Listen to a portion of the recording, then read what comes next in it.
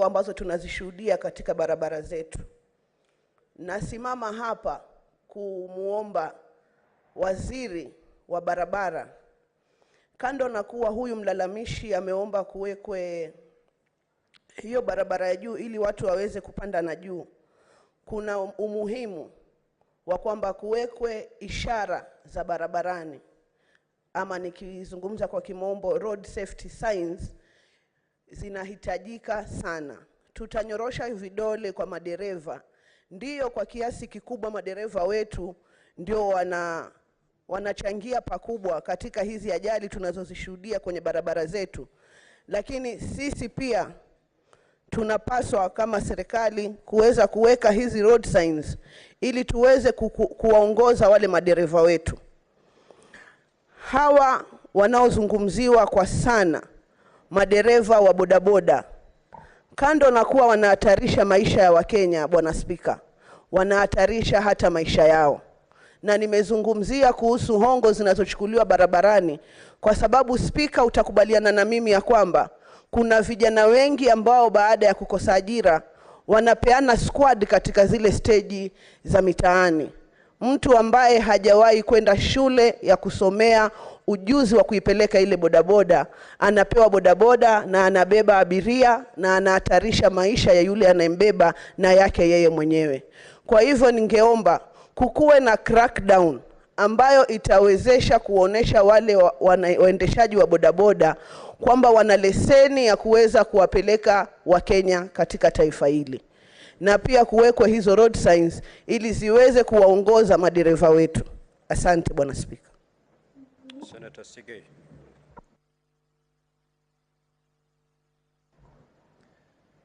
Thank you very much, Mr. Speaker. Road accidents, Mr. Speaker, remain one of the highest cause of fatalities in the Republic of Kenya. And when we speak about a petition like the one that you've read this morning, the first item that comes to one's mind is, what is the reason why the particular gentleman is asking for a flyover to be erected across Chiromo Road? And it is only to speak to supporting or assisting the students who are generally crossing over from one part of the road to the other. Mr. Speaker, the biggest, other than the road traffic offenses that are normally the greatest in terms of supporting the issues to do with road safety, is also the need to encourage Kenyans to ensure that they follow road traffic regulations and rules. It doesn't help to have a flyover, which in most cases, and this is common, our people, Kenyans, do not utilize such facilities. Though the person in the petitioner before this house today is asking that such a flyover is erected, we need to enhance and also ensure that Kenyans generally and all the road users are encouraged to use such facilities whenever they are availed, because we have lost very many Kenyans, not because of maybe the challenges to do with the status of our roads or the roadworthiness of the motor vehicles or the condition of the drivers, who in most cases are the greatest causes of the accidents, but largely it is because of the inability of most of the road users to use facilities once they are availed for their utility.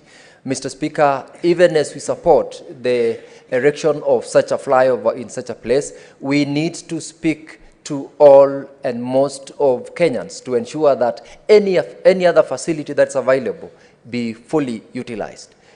One of the other major causes, as my colleagues have stated here, is also the use of motorbikes. It is not because of lack of laws or lack of regulations. It is because of the people, riders, road users, pedestrians, and drivers not complying with the regulations and the laws that are in place. And one of the reasons as to why we can have a conversation about erection of proper flyovers without necessarily supporting or ensuring that our Kenyans are protected from road accidents is because of that which is already in law. We have as many regulations, we have very many laws in place, but they do not follow them. And as we encourage Kenyans to also support the government in ensuring that road facilities are made all over, Kenyans are also encouraged to use and comply by participating in creating awareness on the need to protect their own lives when they are using the roads. Mr. Speaker, I support. Thank you, Honorable Senators. The half an hour meant for interrogation and comments is long spent. And therefore, Honorable Senators, pursuant to Standing Order 238-1, the petition should be committed to the relevant standing committee for its consideration. In this case, I direct that the petition be committed to the Standing Committee on Roads, Transportation and Housing. In terms of Standing Order 238-2, the committee is required in not more than 60 calendar days from the time of reading the prayer to respond to the petitioner by way of a report addressed to the petitioner and laid on the table of the Senate. I thank you. Next order, clerk. Order number 5, papers. Majority Leader.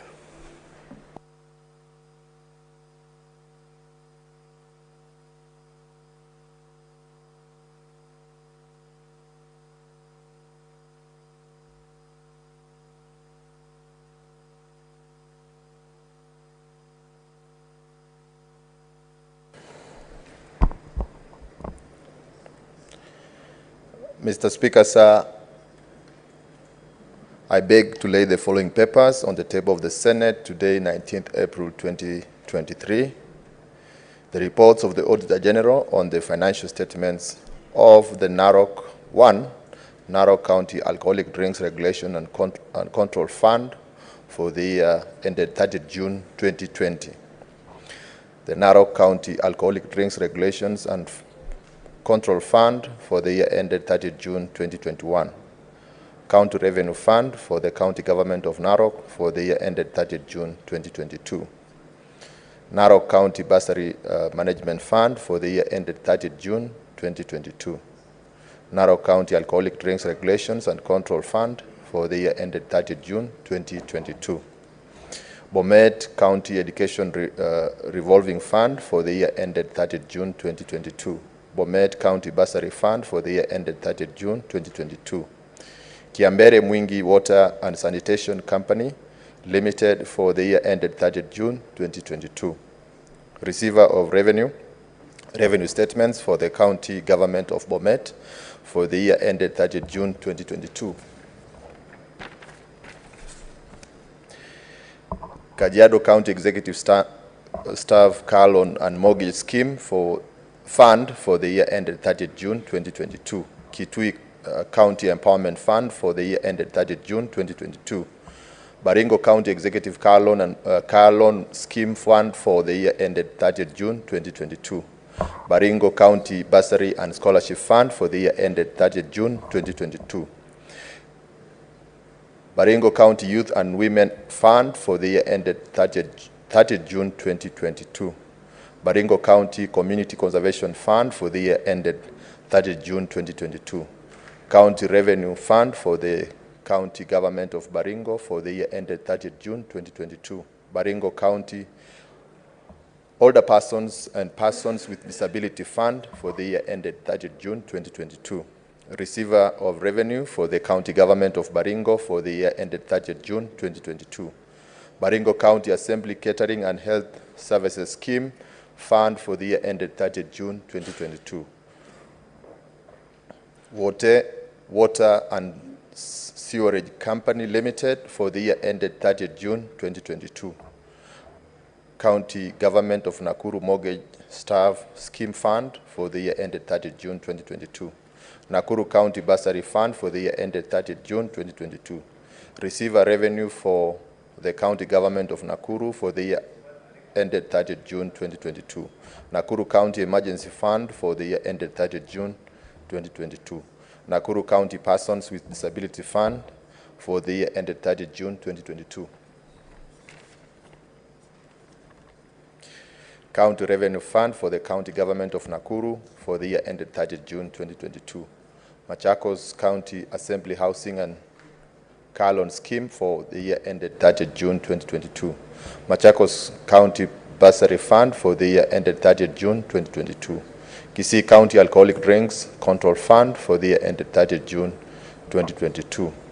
The report of the Auditor General on the receiver of revenue statements for the County Government of Narok for the year ended 30 June 2022. I beg to lay. Thank you. Next order. Order number 6, notices of motion. Senator Catherine Muma.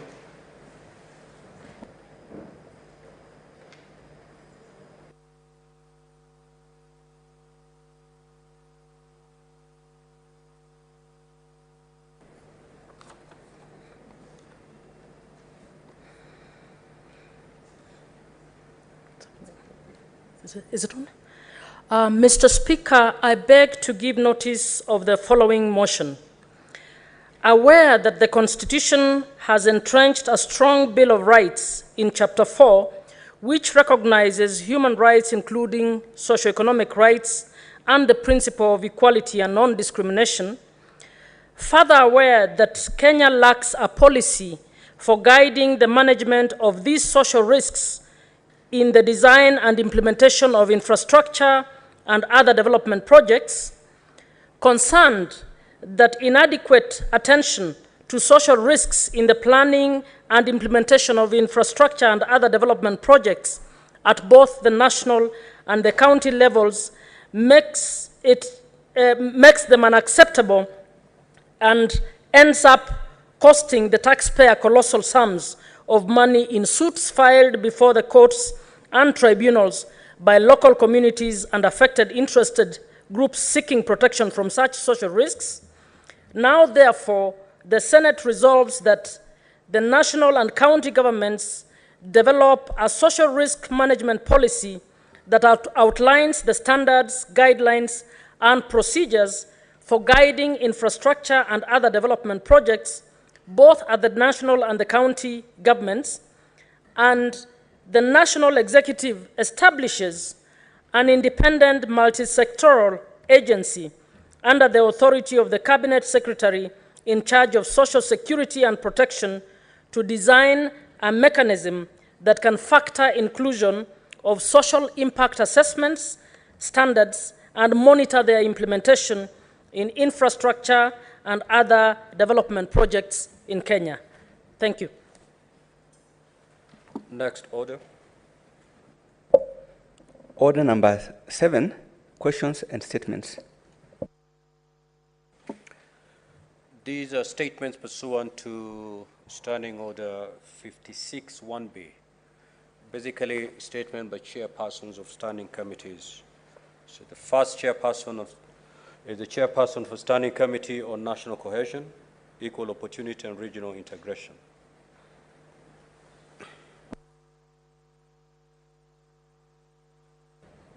Mr. Speaker, I would want to defer my statement because the statements are not ready, maybe about 1 hour.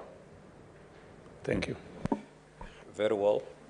The chairperson Standing Committee, National Security, Defense and Foreign Relations.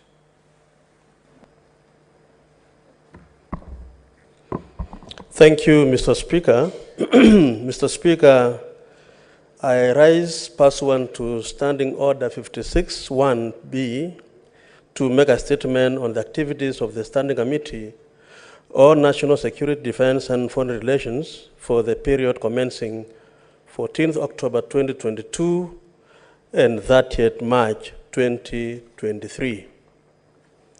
Mr. Speaker, during the period under review, the committee held a total of 26 sittings and considered 3 legislative proposals, 34 statements, held 1 approval hearings, and tabled 2 reports. The committee also undertook 1 county visit and held 2 retreats. Mr. Speaker, in respect of the legislative proposals, the committee reviewed the following bills considered during the 12th Parliament and recommended the same for publication.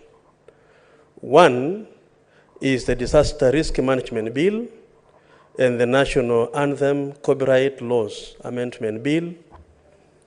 The committee also undertook a comparison of the Military Veteran Act number 18 of 2022 and the Military Veterans Bill, Senate Bill number 41 of 2021, and recommended a minor amendment to the divinations clause to be carried through an omnibus bill.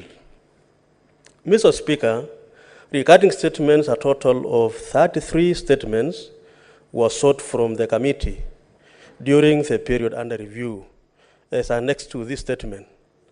The issues raised in three of these statements touched on relief, food distribution, and boundaries, and were therefore redirected to the Standing Committee on Labor, Social Welfare, and the Standing Committee on Devolution and Intergovernmental Relations.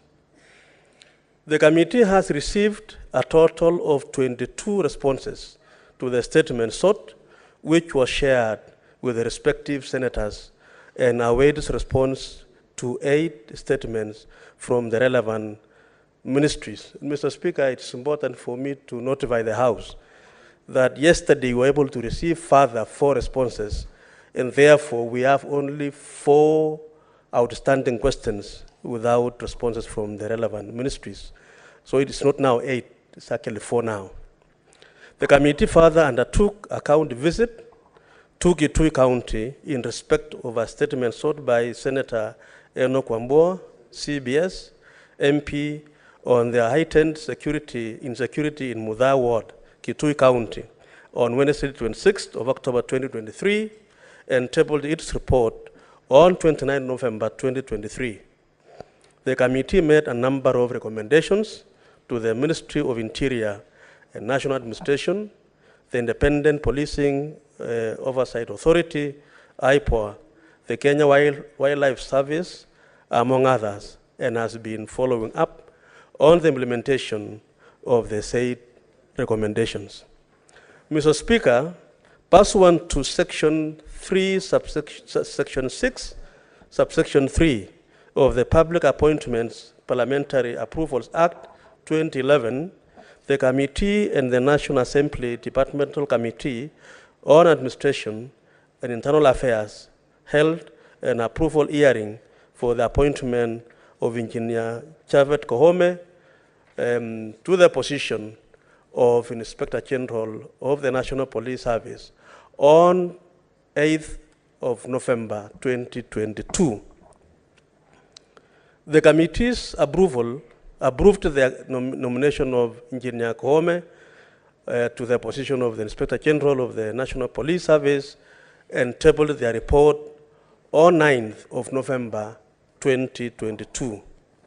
Mr. Speaker, the committee held its induction and workshop planning retreat between 9th and 12th of March 2023 in Naivasha, Nakuru County.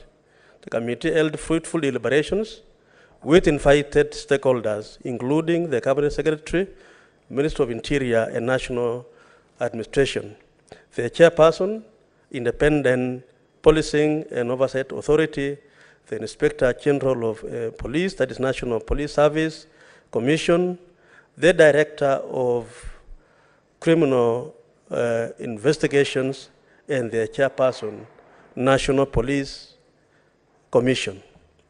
The committee also held a retreat with the Cabinet Secretary, Minister of Foreign and Diaspora Affairs, and the CEO of National Drought Management Authority, NDMA, between 30th of March and 1st April 2023 in Naivasha, Nakuru County. Mr. Speaker, a number of legislative gaps emerged during the deliberations held at the retreats, which the committee is currently considering with a view to sponsoring amendments to existing laws. Mr. Speaker, going forward, the committee intends to conclude its considerations of legislative gaps with a view to sponsor bills to remedy the same and undertake a county visit to various counties, including Baringo, Elgeyo Marakwet, West Pokot counties, Isiolo, to assess the ongoing security situation. I thank you, Mr. Speaker. The Chairperson Standing Committee on Trade, Industrialization and Tourism.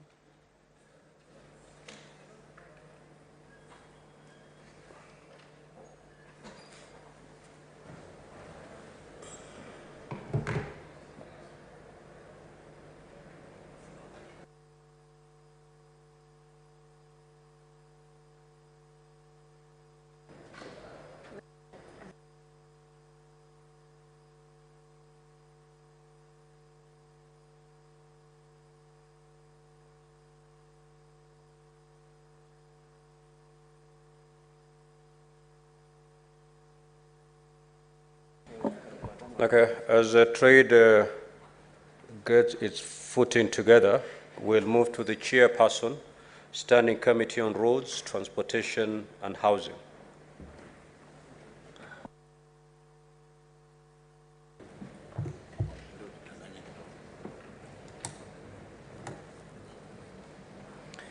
Thank you very much, Mr. Speaker.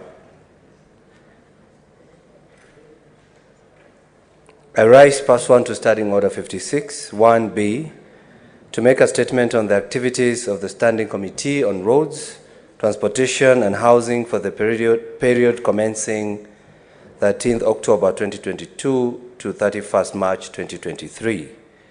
Mr. Speaker, the Senate Standing Committee on Roads, Transportation and Housing is established under Standing Order 228-3 of the Senate Standing Orders, and is mandated to consider all matters relating to transport, roads, public works, housing, construction, and maintenance of roads, rails, and buildings, seaports, and communication. Committee meetings. Mr. Speaker, sir, during the period under review, the committee held 26 sittings and 1 joint sitting with the Standing Committee on Land, Environment, and Natural Resources. Business before the committee. During the period under review, the Speaker has committed the following businesses to the committee. 3 petitions. Mr. Speaker, we now have 4 adding to what you've just committed to this committee. 14 statements and 1 message. Petitions. Mr. Speaker, sir, the following are the petitions that have been referred to the committee and are at various stages of consideration. Petition concerning public transport in Lake Victoria between Mfangano Island in Suba Central Sub-County and Mbita, Homa Bay County. The residents of Mfangano Island in Lake Victoria, Homa Bay County, petitioned the Senate to have a public ferry to ply the Mbita-Mfangano route in Lake Victoria. The committee met with the petitioners on Tuesday, 8th November 2022, and engaged them on the content and prayers in the petition. The committee also invited the Ministry of Roads and Transport, who expressed commitment to answer the prayers in the petition. In concluding this matter, the committee scheduled to visit Homa Bay County from 17th and 18th March 2023. However, the visit was postponed at the request of the Senator for Homa Bay. The committee remains committed to conclude this matter. Petition 2. Petition concerning eviction and demolition of Buxton Estate, Mvita constituency in Mombasa County. The former residents of Buxton Estate petitioned the Senate following the eviction and demolition of their houses. The petitioners sought the intervention of the Senate to be accorded an opportunity for them to acquire the houses at the redeveloped Buxton Estate under affordable terms.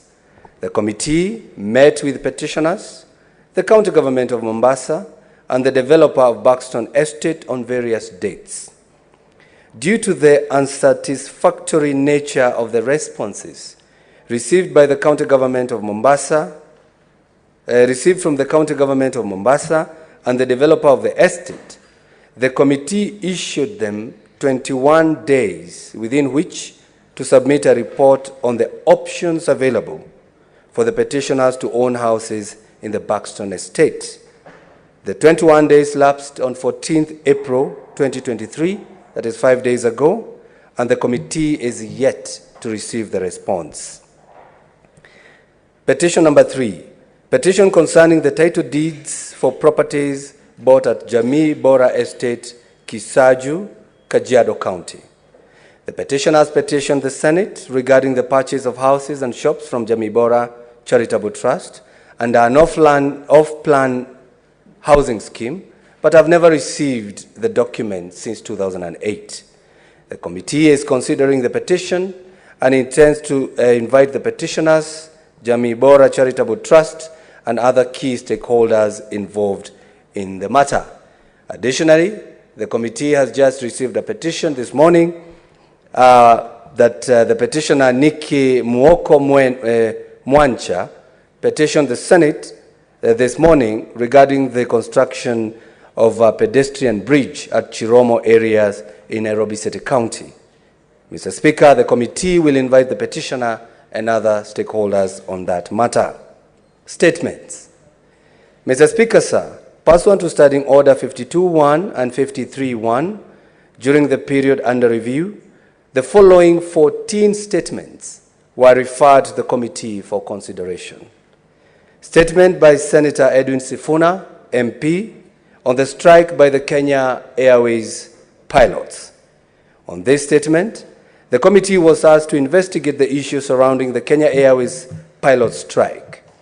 Whereas the statement was related to labor matters affecting the pilots, the strike affected the operation of the Kenya Airways and raised a number of management issues at Kenya Airways.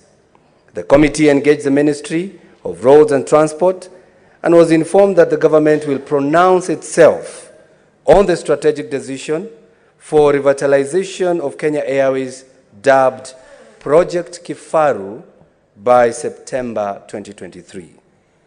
Statement by Senator Mohamed Faki, MP, on the illegal diversion of staff training funds from the accounts of the Kenya Maritime Authority, KMA. Mr. Speaker, on this statement, the committee received a response from the Cabinet Secretary, Ministry of Mining, Blue Economy and Maritime Affairs, which was unsatisfactory, and the ministry was requested to provide more information. We are still waiting for that information. Statement number 3, statement by Senator Lelegwe Tumbesi on the status of implementation of the Lamu Port, South Sudan, Ethiopia Transport Corridor, LAPSET project in Samburu County. On this statement, the committee is in receipt of the response from the Cabinet Secretary, Ministry of Roads and Transport to the statement and has scheduled to consider it.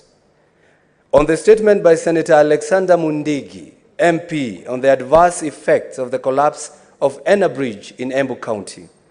On this statement, the Cabinet Secretary, Ministry of Roads and Transport, informed the committee that the bridge collapsed due to the overloaded transportation truck. Nonetheless, he informed the committee that the bridge was repaired and was now accessible.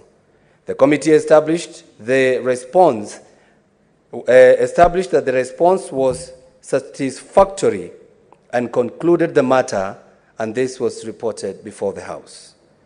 Statement by Senator Kathuri Murungi, MP, on the need for redesigning and realignment of Nithi Bridge. On this statement, the Cabinet Secretary, Ministry of Roads and Transport, responded to the committee and indicated that the final designs and tender documents for construction of an alternative route and bridge would be finalized by 31st March 2023. A few days ago, the committee is following up on the matter. Statement by Senator Christo Asige, MP, on road safety and universal design.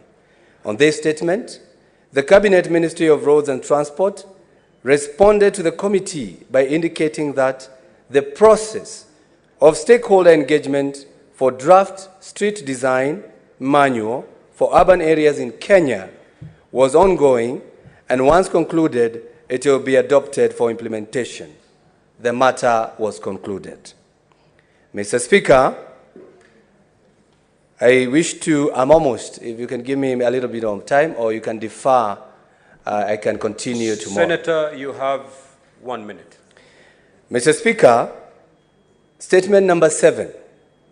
Statement by Senator Samson Cherarke, MP, on rehabilitation and upgrading of Mombasa Road section, left in the state of disrepair following the construction of the Nairobi Expressway. Mr. Speaker, I may not be able to conclude my statement because this is supposed to be a very conclusive report to show that the committee has been giving its statements and work very seriously. So I urge you, if this, we can continue next Wednesday from number 7 to number 14. Yes. Otherwise, I may not be able to complete Honourable within... Senator, proceed to lay your statement. The senators will go through it and they'll probe it at a given time. Just proceed to... I proceed to lay. Thank you very much, Mr. Speaker. Thank you, Senator, and thank you for the good work the committee is doing. We go back to trade, industrialization, and tourism.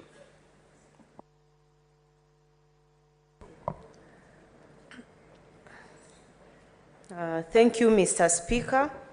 A statement relating to the activities of the Standing Committee on Trade, Industrialization and Tourism pursuant to Standing Order 56-1B for the period commencing 13th October 2022 to 31st March 2023. Mr. Speaker, sir, I rise pursuant to Standing Order 56-1B of the Senate Standing Orders to make a statement on the activities of the Standing Committee on Trade, Industrialization and Tourism for the period commencing 13th October 2022 to 31st March 2023. Mr. Speaker, sir, during the period under review, the committee held a total of 23 meetings. Mr. Speaker, sir, the committee held its induction and work planning retreat from 5th to 8th February 2023 and met with key stakeholders.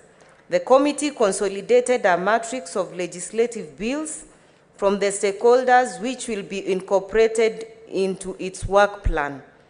During the period, the committee undertook 2 foreign travel engagements as follows. 1, participation in the 22nd EAC Trade Fair held in Kampala, Uganda, from 8th to 18th December 2022, and 2, participation in the Industrial Park Study in Ethiopia from 12th to 20th February 2023. The committee considered and adopted the report for tabling in the Senate. Mr. Speaker, sir, during the period under review, the committee considered the following bills: the County Licensing 2022 Uniform Procedure Bill, that's Senate Bill number 9 of 2022. Mr. Speaker, sir, this bill seeks to establish standard uniform procedures for licensing by county governments. The bill mandates its implementers to adhere to the need to protect consumers, provide access to information on conditions for issuance of licenses, cost effectiveness in the licensing process, and prevention of multiple licensing processes.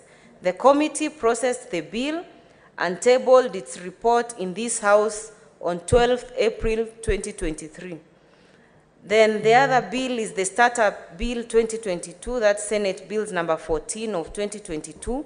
Mr. Speaker, sir, the bill seeks to provide a framework to encourage innovation and incentivize the establishment of startups through incubation programs and a streamlined administrative mechanism of registration and operations. The objects of the bill include, among others, to promote an enabling environment for the establishment, development, conduct of business, and regulation of startups. The committee processed the bill and adopted its report for tabling in the Senate. Mr. Speaker, sir, during the period under review, the committee also considered the following statements. First, the status on the revocation notice of Dramville Farmers Cooperative Society Limited, by Gazette Notice 8427 in Machakos County, requested by Senator Agnes Kavindu Mudhama MP, and the committee requested a response from the Cabinet Secretary, Ministry of Cooperatives, Micro, Small and Medium Enterprises Development. The committee also engaged the affected farmers, the ministry, the Commissioner of Cooperatives and the liquidator. That's on Thursday, 6th April 2023, and the committee considered the statement as concluded. However, the committee will follow up on the supplementary and emerging issues within its mandate. The other statement was high cess levied on Muguka cargo transporters in Mbeere, Embu County, requested by Senator Alexander Mudigi MP, and the committee facilitated a response from the Cabinet Secretary, Ministry of Trade, Investment and Industry. The committee also engaged with the affected farmers from Mbeere, Embu Mira Traders Cooperative Union, and the committee is set out to undertake an inspection visit in Mbeere, Embu County, to interrogate the issues raised in the statement. The third statement was a statement on the effect of government austerity measures on the hotel industry, requested by Senator Godfrey Osousi MP. The committee requested responses from the Ministry of Tourism and Wildlife, and the National Treasury is yet to receive the responses.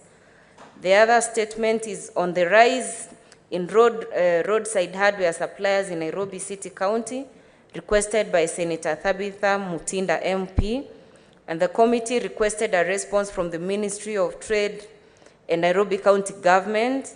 The committee also resolved to follow up with the stakeholders and the process reminders for the responses. The other statement is a statement on the state of affairs at the KICC, requested by Senator Samson Cherarkei MP. And this, the committee requested a statement from the Cabinet Secretary, Ministry of Tourism, Wildlife, and the Kenyatta International Convention Center. The committee also had a meeting with Senator Samson Cherarkei MP to deliberate on the statement. The statement was concluded. However, the committee will follow up on the supplementary issues within its mandate. The other one is a statement concerning the state of foreign direct investments in Kenya, requested by Senator Samson Cherarkei MP, and the committee has requested a response from the Ministry of Trade, Investment, and it's awaiting a response.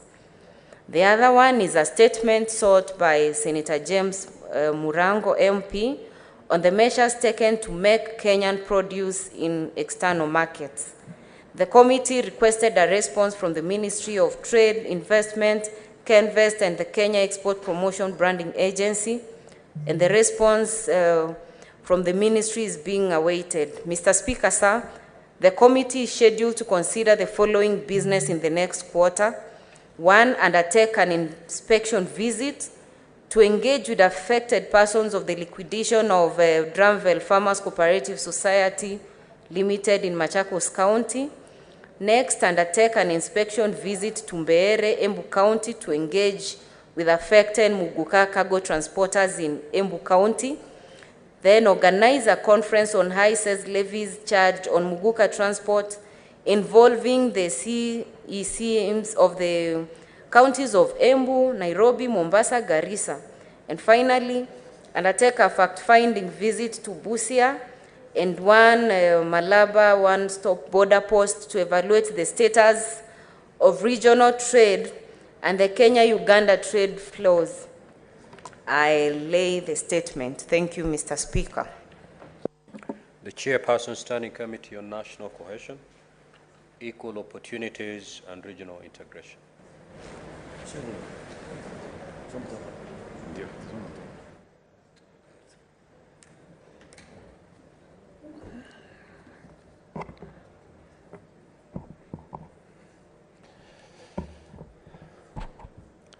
Mr. Speaker, sir, I rise pursuant to Standing Order 56(1)B of the Senate Standing Orders to make a statement relating to the activities of the Standing Committee on the National Cohesion, Equal Opportunity and Regional Integration for the period between 14th October 2022 to 30th March 2023. Mr. Speaker, sir, the Standing Committee on National Cohesion, Equal Opportunity and Regional Integration is established under Standing Order 2281 of the Senate Standing Orders and is mandated to consider all matters relating to the pursuit of national and intercommunity cohesion, the equalization of opportunities and improvement in the quality of life and the status of all persons, regional integrations, the East African Legislative Assembly, and Pan-African Parliament. During the period under review, the committee held a total of 21 sittings, during which it noted 5 East African Legislative Assembly bills, 5 ERA resolutions, 2 statements, 1 county visit, 1 committee retreat induction, and legislative proposals. A. East African Legislative Assembly ERA bills. Honorable Speaker, during the period, the committee considered the following East African Legislative Assembly bills tabled on the floor of the Senate and referred to the committee. A. The East African Community Competition Amendment Bill 221-2021, Committee Paper Number 14. B. The Community Appropriation Bill 2022, Committee Paper Number 13. C. The East African Community Supplementary Appropriation Bill 2022, which is Committee Paper Number 12. D. The East African Community Supplementary Appropriation Number 2, Bill 2022, Committee Paper Number 11. E. The East African Community Persons with Disability Bill 2022, Committee Paper Number 15. The committee notes that in future, upon consideration of any bills referred to them, there will be a report to be tabled. B. ERA resolutions.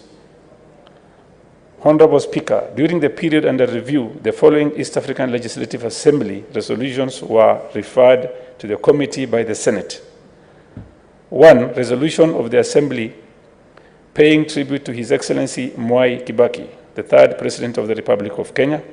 2. Resolutions of the Assembly paying tribute to the late Right Honorable Jacob Ahulanya, former Speaker of Parliament of Uganda. 3. Resolution of the Assembly recommending to the Council of Ministers to urge partner states to strengthen framework for eradicating child sexual abuse in the community. 4. Resolution of the Assembly urging the Council of Ministers to recommend the partner states to enhance gender equality in access to food, nutrition, security in the community. 5. Resolution of the Assembly granting members of the Assembly permission to access official documents of the House to be used in evidence before the East African Court of Justice. C. Statements. Honorable Speaker, during the period under review, 2 statements were sought from the committee, which are 1. A statement sought by Senator Beth Siengo, MP, on the actualization of the not more than 2/3 gender rule in the counties. 2. A statement sought by Senator Crystal Kegehi Asige, MP, regarding the matter of representation of persons with disabilities in the county assemblies. The committee, in considering response from the statements, and will conclude in the next 2 weeks. D. Committee inductions and stakeholders engagements. Honorable Speaker, the Standing Committee on National Cohesion, Equal Opportunity and Regional Integration held its induction and work planning retreat between 9th and 11th February 2023 in Naivasha, Nakuru County. The retreat equipped senators with an understanding of the functions, objectives, policy directions, major projects and programs, challenges, legislative gaps, and possible proposals and opportunities for collaboration and cooperation with the relevant ministries and state agencies falling within the mandate of the committee.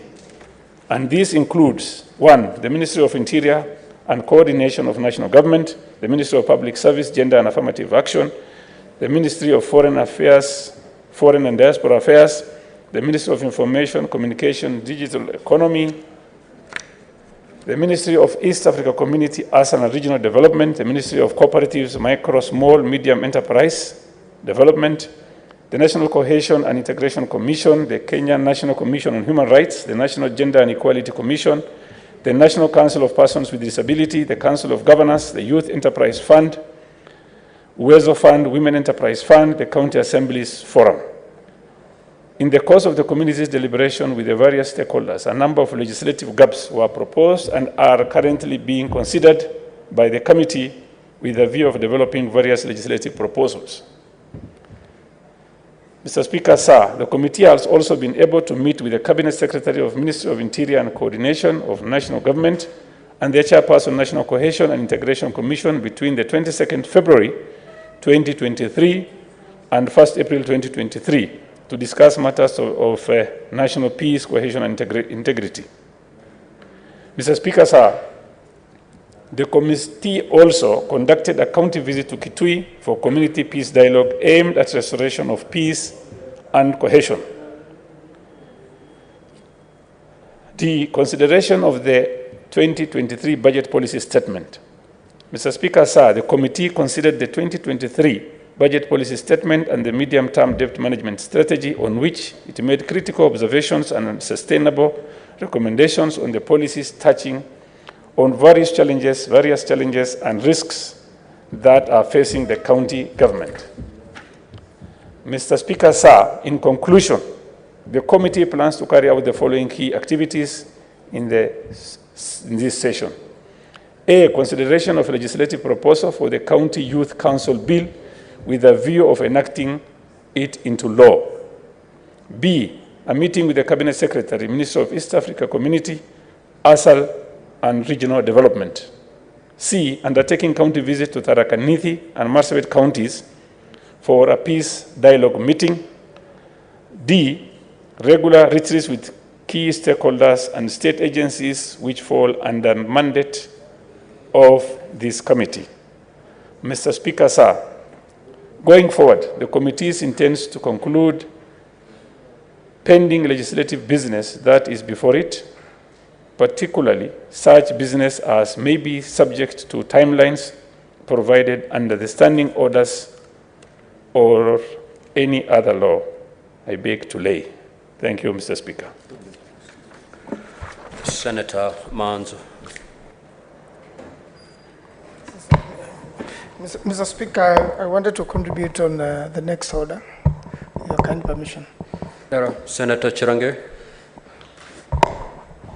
Mr. Speaker, I wanted your indulgence to raise maybe one or two concerns on the statement that has been laid by the chairperson of National Security and Defense and Foreign Relations and the chairperson of Roads. Maybe one, Mr. Speaker, sir, on the status, I would have expected the chair of Roads and Transport, although time caught him up, to tell us, Mr. Speaker, because I remember when I raised this statement, Mr. Speaker, sir, on the issue of Mombasa Road, repair of lower deck of Mombasa Road after building of expressway, Mr. Speaker, sir.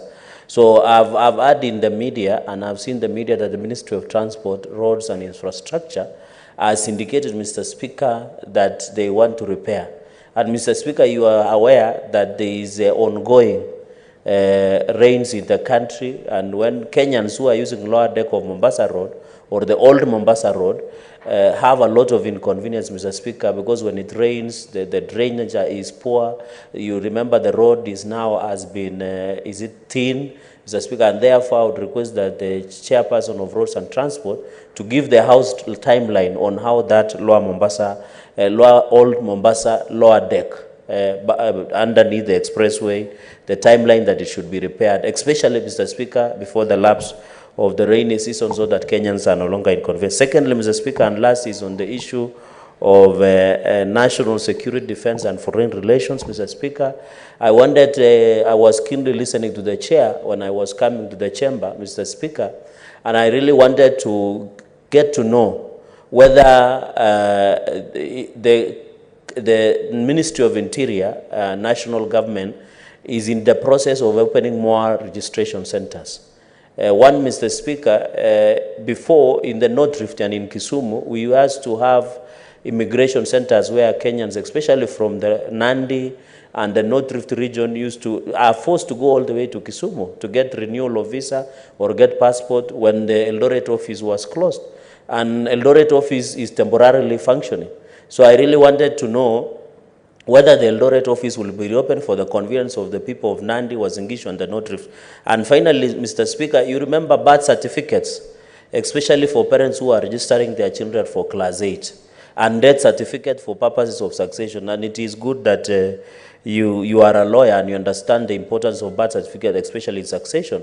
Where I come from, we only have 2 registration centers. That is in Kapsabet town, that is Mkwen sub-county, and Nandi sub-county. And it serves the entire 6 sub-counties in Nandi. Although one has been opened in Kabia Township in Masab sub-county. So Speaker, I would have expected the chair to say in the budget that is coming to open more registration centers so that parents can conveniently process their birth certificate and allow them to register their children for KCP and KCSE, and also for processing of death certificates to allow our parents and other Kenyans who want to do succession in terms, not only in Nandi County, Mr. Speaker, but across the country to ensure, and even the improve of border posts like Malaba, like in northern Kenya, Mr. Speaker, and even the issuance of national identity card to allow the conveyance. Because, Mr. Speaker, in conclusion, when you go here, Nyayo House, you get Kenyans as far as Garissa, Mandera, only to come for a service that these citizen services should be made a directory, so that a Kenyan should not travel from Mandera, from Kilifi, from Garissa, from Kisumu, from all the way from Malaba, Busia, from Bungoma, Mr. Speaker, from all the way from Lunga to come and just get a service, which they are paying for, Mr. Speaker. So is the chairperson and the Committee on Foreign Relations Defense should be ready to tell us that this border outpost and access to issues like visa, like passport, like death certificate, like birth certificate, Mr. Speaker, be accessible. So, Mr. Speaker, those are my only 3 concerns, and I thank you for your indulgence. Thank you, Mr. Speaker. Thank you. The chairpersons, I believe they've taken note of those concerns. The Honorable Senator Fatuma Dulo. Thank you, Mr. Speaker. Mr. Speaker, I just wanted to make 2 contributions to the statements made by the chairs. Number 1, I do thank them for the good work they are doing. But my concern is, Mr. Speaker, is the implementation of the good work the committees are doing. 2013 to 2017, we had implementation committee that did a very good job as far as committees' work is concerned. And I think over the years, we have raised the importance of having implementation committee in place. So I'm appealing to you, if we could have implementation committee so that our work is successfully, to follow it up also with the relevant government departments, so that work is done to our satisfaction. Number 2, Mr. Speaker, I wanted to alert the chair of security and the chair of trade, although I sit in security. Mr. Speaker, as a result of the rains today, the few Maram roads that we have, they are all swept by rain's water. Mr. Speaker, especially what is called security roads. And I think maybe at some stage we need to sit and look at those areas where the rains have affected those roads, so that we can have issues of insecurity not being affected as a result of the rains in our counties. And I thank you. Thank you, Senator. The chair has taken note on the need to have the implementation committee, and I believe it's a matter to be discussed at SBC. But we've taken note. Next order, clerk.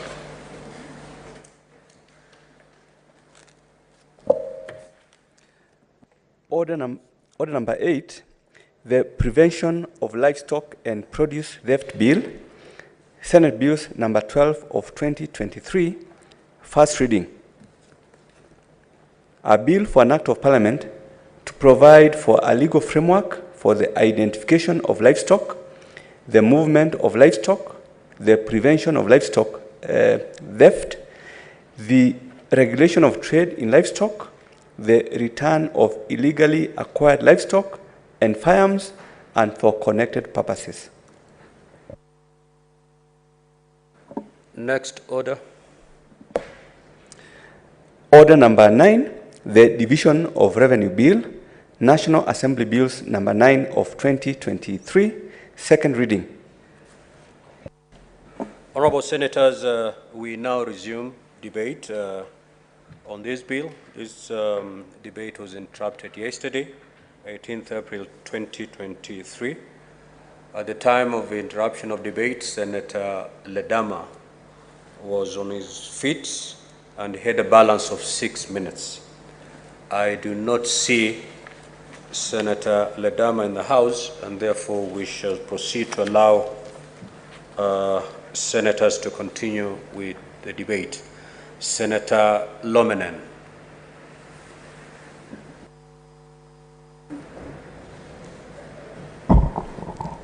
Thank you, Mr. Speaker, for this opportunity that you have given me.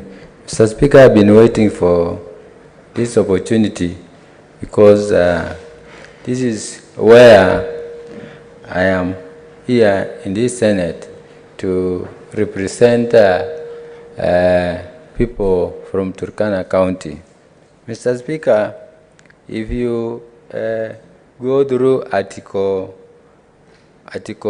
96 of the Constitution that determines the Senate participate in the lawmaking. Above that and on top of that, the Senate determines the allocation of the national revenue among counties as provided in Article 217. Mr. Speaker, I support this motion of division of revenue because, Mr. Speaker, the counties are really waiting for this fund. And most of the counties, especially those from the northern part of Kenya, they are really stranded, wandering because they get pressure. So if these funds will be allocated to these counties, we are exactly be sure that, Mr. Speaker, they will perform their functions well. Mr. Speaker, the reason why this division of revenue is very important. Mr. Speaker, you see, for these counties to function well, to perform their function that are meant to play, they need funds. And Mr. Speaker, just to set an example where certain counties, when the national revenue is being collected and distributed, you find there are issues of uncertainties. Like now, Mr. Speaker, you see areas like Turkana County, areas like Marisabit, maybe I can say marginalized counties, Mr. Speaker. You realize the issue of drought is uncertainty. It is throughout the year. The issue of disasters, the issue of hunger, the issue of famine is throughout the year. And you find that the fund that is allocated to these counties, they use all this fund for disasters, for providing the relief food, providing for bursaries, providing for all these issues that are emerging. Mr. Speaker, so when the revenue, CRA, having the criteria, they forget some of these emerging issues of disasters. So, Mr. Speaker, I urge the CRA and this Senate to consider issues that are emerging, issues that are so emergent emergency in these counties, so that when they consider, they should consider to allocate funds that will specify to deal the issues of disasters, the issues of emergency. Mr. Speaker, there is also an issue that is always forgotten, and I've been also waiting for chairman of the National Security and the Interior. Mr. Speaker, if you realize very well, these counties, most of these counties are insecurity-prone areas. Every time, Mr. Speaker, you find raids happen most of the time. Even I can say, in a week, 4 raids happened in these counties. And I should become specific, Mr. Speaker, because I represent the county. When a raid happens, Mr. Speaker, the definition of a raid that people lost life. I mean, raiders kill people of that county or for the bomber. The other thing, Mr. Speaker, what they do, they take the property, livestock, I mean. And this livestock, when you see, Mr. Speaker, someone has read livestock, maybe camel, cows, or goats, for 80 years. And you find 80 years, these animals are just raided for one hour, 30 minutes. And this person is reduced to 0. From 100 camels, what one camel is worthy to 100,000, Mr. Speaker. So when you have taken 80 years to rear that camels, to bring these camels to survival, but you find you are raided. What happens now? This person is reduced to nothing, and when it is reduced to nothing, the poverty increases in these counties. And what happens? They only depend on the relief, and this relief, Mr. Speaker, the relief is not available. When you find that the relief is the National Disaster Management is supposed to provide the relief, it is not there. These families that are affected do not receive the relief, and even the relief that are expected to come from the provincial administration, it takes logistical problems to reach there, and it cannot even 1 kilograms of maize or whatever. It doesn't reach, Mr. Speaker. So these insecurity issues are a big challenge to these counties. So when the county is addressing and making the budget, they forget some of these issues. They forget, and then once they have ended the budget, they find that, Mr. Speaker, they say, oh, okay, we forgot the issue of the budget, the insecurity. The other issue, these areas are vast. Turkana County is 77,000 kilometers square. You can imagine 77,000 kilometers square, which is over, maybe I can equate to maybe 3 counties. 3 counties. So 3 counties, and then you equalize with one with the county, surely it beats logic. So the vastness of this area is exhibited by services that are offered there. Now, 77,000 kilometers square, which has a population of over 1 million persons, and they only use one hospital, which is level 3, an early center. and someone someone who is sick from Kibich, traveling all the way to Lodwar, and then he's not ill from Lodwar. He traveled again from Lodwar to Eldoret, seeking for services, health services, Speaker. The other thing, Mr. Speaker, there is what we call, as the national government have the stresses of paying public debt. Counties also have stress of paying pending bills. If you hear in every governors, they have pending bills, and these pending bills has a lot of money. For example, pending bills for Turkana counties are over, Mr. Speaker. Senator, your time is up. You had 10 minutes. Senator Wamatinga.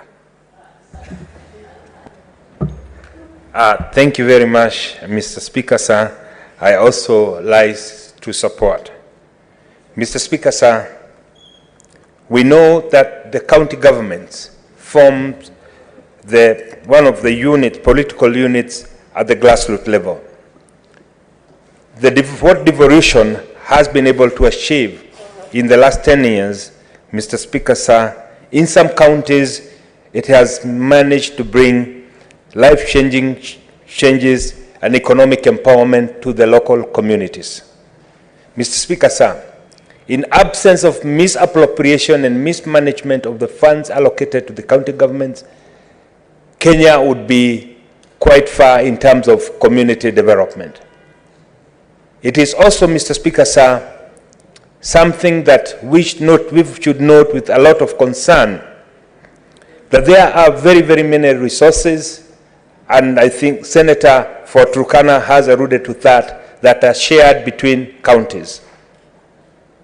Hospitals, for example, where I come from in Nyeri County, we had the biggest provincial hospital that still continues to serve a number of counties in the Mount Kenya region. But when it comes to the allocation of resources, it is left on the shoulders of Nyeri County to carry and to pocket all the cost that goes with it. Moving forward, Mr. Speaker, sir, I think it will be important for this House to start looking at those services that are shared between counties and come up with a formula how they'll ensure that when we are allocating funds, resources, revenue to the county government, that is taken into consideration. Because what it ends up doing, Mr. Speaker, is overstretching the resources of one county, while the others enjoy the services, but they do not pay for the same. It is also very, very important, Mr. Speaker, sir, for this House moving forward to start looking at possibilities how we can enact and bring into place legislative framework that will support the county governments to be able to raise their own source revenue. I do remember, Mr. Speaker, sir, when I was living and working in Europe, there was, specifically in Germany, there was in every employee's tax deduction what they used to call Gemeindesteuer. That is a tax that was deducted from every employee working in a particular area, and that money was allocated to that particular area where you work in, because the rationale behind it is that you enjoy the services, infrastructure, and other services that are provided by that particular region. Maybe it is something that we should borrow from, because we see some counties, despite receiving billions of money the last 10 years, we cannot still see the impact of the same. Why? We know, like the National Library, which is a devolved function, some counties do not have that service at all. And it would not be easy for a county to start that service on its own unless we come with a plan how that can be done, so that we'll bring all counties almost at the same level. Mr. Speaker, sir, it is also very, very important as we are discussing the revenue allocation bill in this House that we also become very, very honest with ourselves. The issue of the pending bill is one of the elephants in the House. Some of them, especially in counties that have changed governors a couple of times, we find that the successful governments do not want to pay the bills left behind by their predecessors. Of course, the law allows or states that pending bills must be the first charge, but we must get away and a means of enforcing that as Senate so that the entrepreneurs who provide services to the county government are not forced to carry the burden. Equally, Mr. Speaker, sir, as we were having this debate, I noted with a lot of concern that, without wanting to point any side of the House, that some of our colleagues would stand up and say, we need to add this and that. Mr. Speaker, sir, I believe it is the effectiveness of how that money is spent. We know the previous regime did give money in the budget that was eventually not disbursed because failure to collect enough revenue, the savings were always met by refusing to disburse money to the county government. However, since we have a Kenya Kwanza government that is committed to ensuring that devolution works, it is the commitment of no less a person than His Excellency the President William Samoei Ruto that the devolved units must be given the power, the means, and most importantly, the framework to be able to achieve and realize their vision. We know that achievement in any part of the counties in the county in this country is development for this country. And therefore, it is important for us as a Senate to ensure that we pass this bill as presented, and most importantly, to make sure that the money that has been set aside is actually disbursed. We must create a mechanism to ensure that the pending bills that have been outstanding are paid. This, Mr. Speaker, sir, will save many small entrepreneurs, and this being a government of a bottom-up approach, it is important that we get our people down there being paid so that they can be able to continue with their business. As I wind up, Mr. Speaker, sir, it is equally very, very important as our colleagues on the other side talk about raising this revenue to also notice that, that there is the principle of polluter pays in environmental pollution. Same case, Mr. Speaker, sir. We must also embrace this opportunity to put into place laws.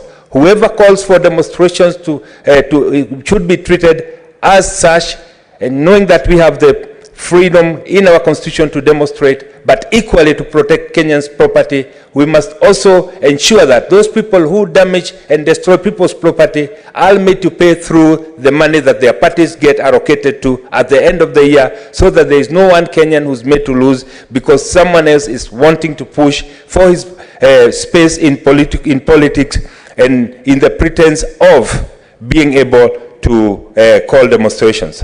As I wind up, Mr. Speaker, sir, it would also be very, very important to notice that the government has started moving in the right direction. The cost of unga is coming down, and we're continuing, it's going to come down.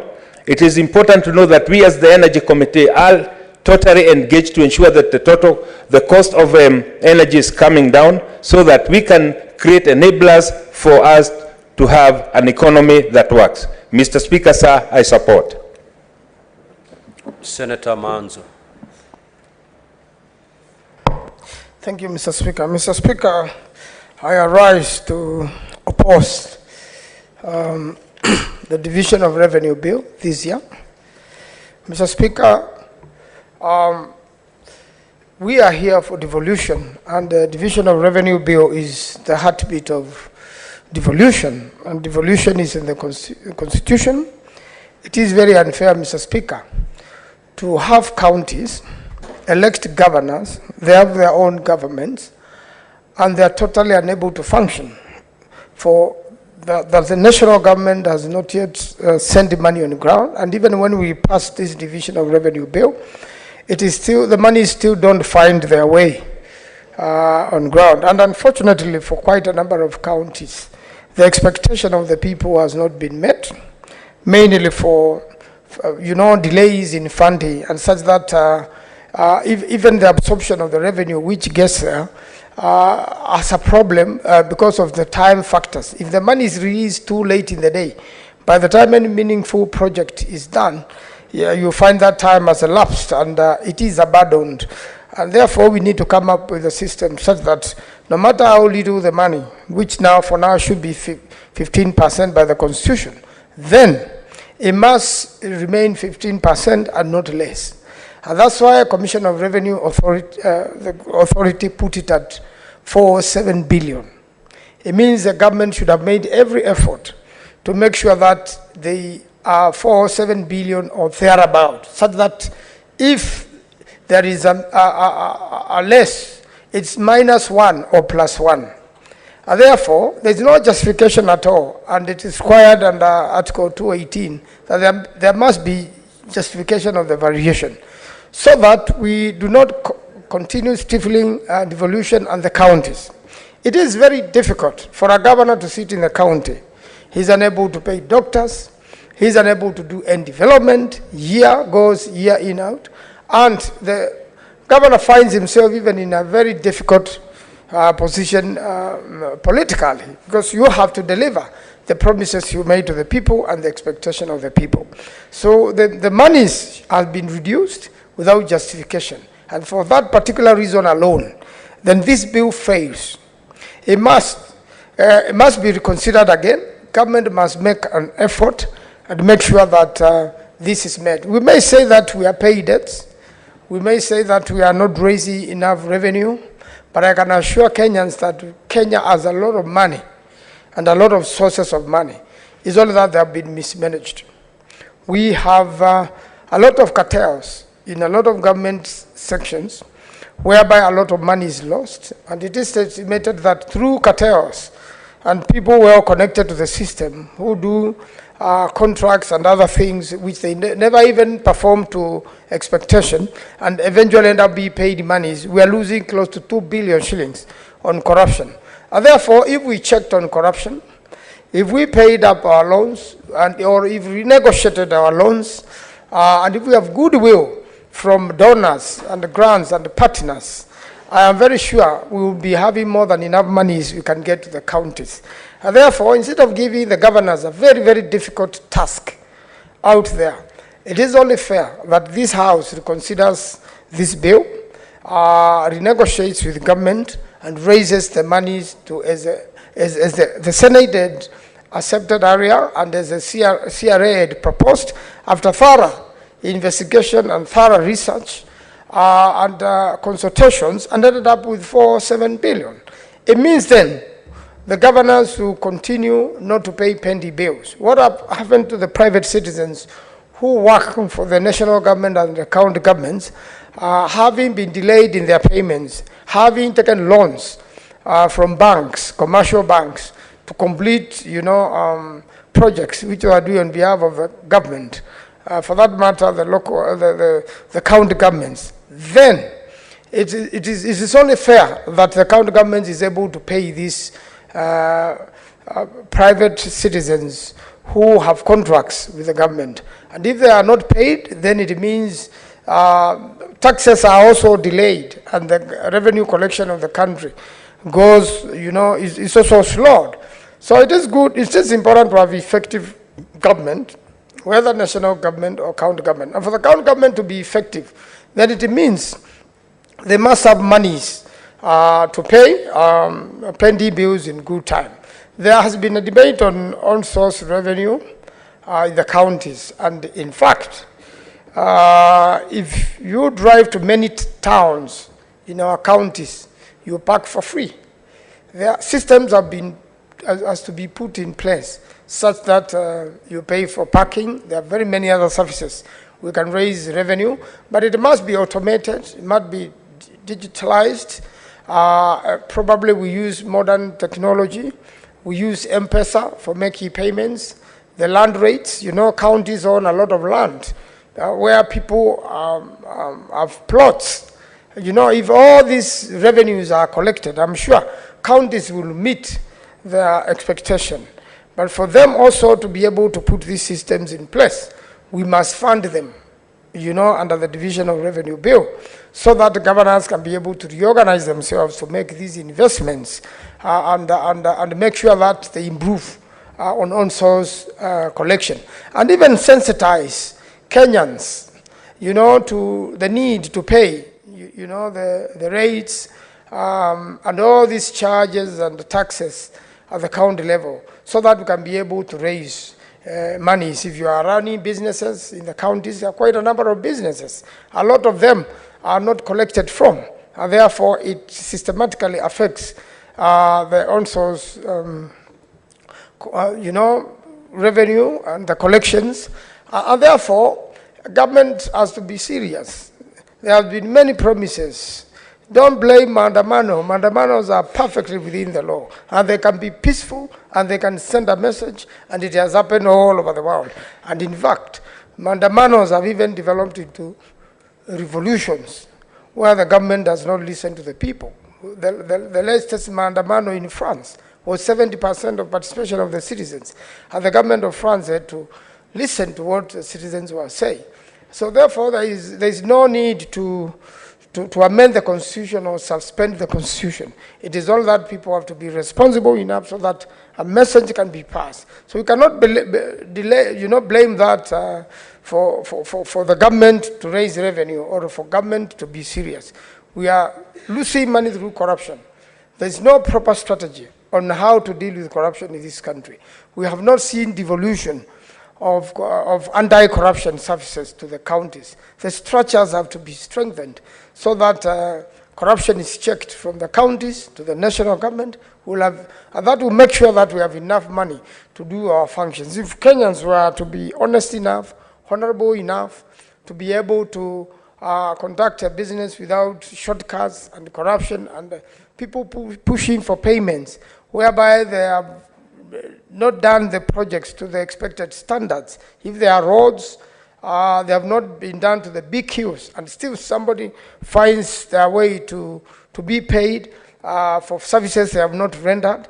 This is where the country is losing monies. And I am very sure if the current government wants to stop corruption, it can stop it. It has the goodwill, it has the mechanism, but there seems to be laxity in that, or allowing, you know, cartels to be able to penetrate the systems, and all our taxes ends up in a few people's pockets instead of developing the country, instead of developing the businesses, instead of offering support to tourism, you know, so that we can be able to raise a lot of revenue. And tourism in Kenya raises a lot of rainfall. When we have a peaceful government where there is debate, there is bipartisan agreements, and best way forward to make sure that we have fair systems to everybody, so that if the issue of IBC is an issue, let's agree it's an issue. Where we make an error, let's agree it's an error, correct it, and our country moves on. And I believe if we go in that spirit, we'll build a strong nation, we'll be able to raise enough money to develop the counties. Honestly, Mr. Speaker, development can take place in the counties, and although counties have not performed to the expectation, Kenyans have seen a difference. Kenyans have seen that the counties have brought services which were not there before. Roads which had never been done since independence have been done, and the services which had never been delivered to the people, especially health, has been done. And finally, Mr. Speaker, we need to fully devolve health. I'm afraid the time is up. Senator Ledama, kindly take your balance of 6 minutes. Thank you, Mr. Speaker. Just have a seat.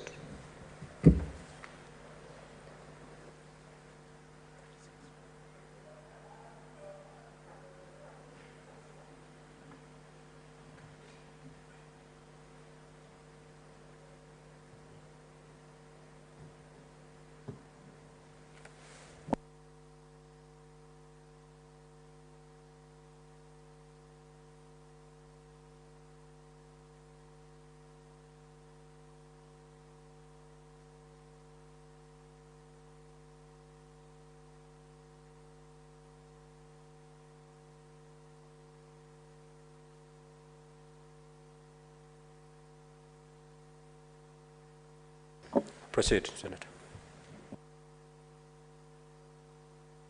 Thank you, Mr. Speaker. Mr. Speaker, I apologize for being late. The 6 minutes which were left for me are very, very important, because yesterday, when I stood on the floor of this House, I said that I rise to support the report of the Budget Committee on the Division of Revenue Bill. Today, Mr. Speaker, I want to proceed with the same line of thoughts and convince my colleagues on the importance of debate.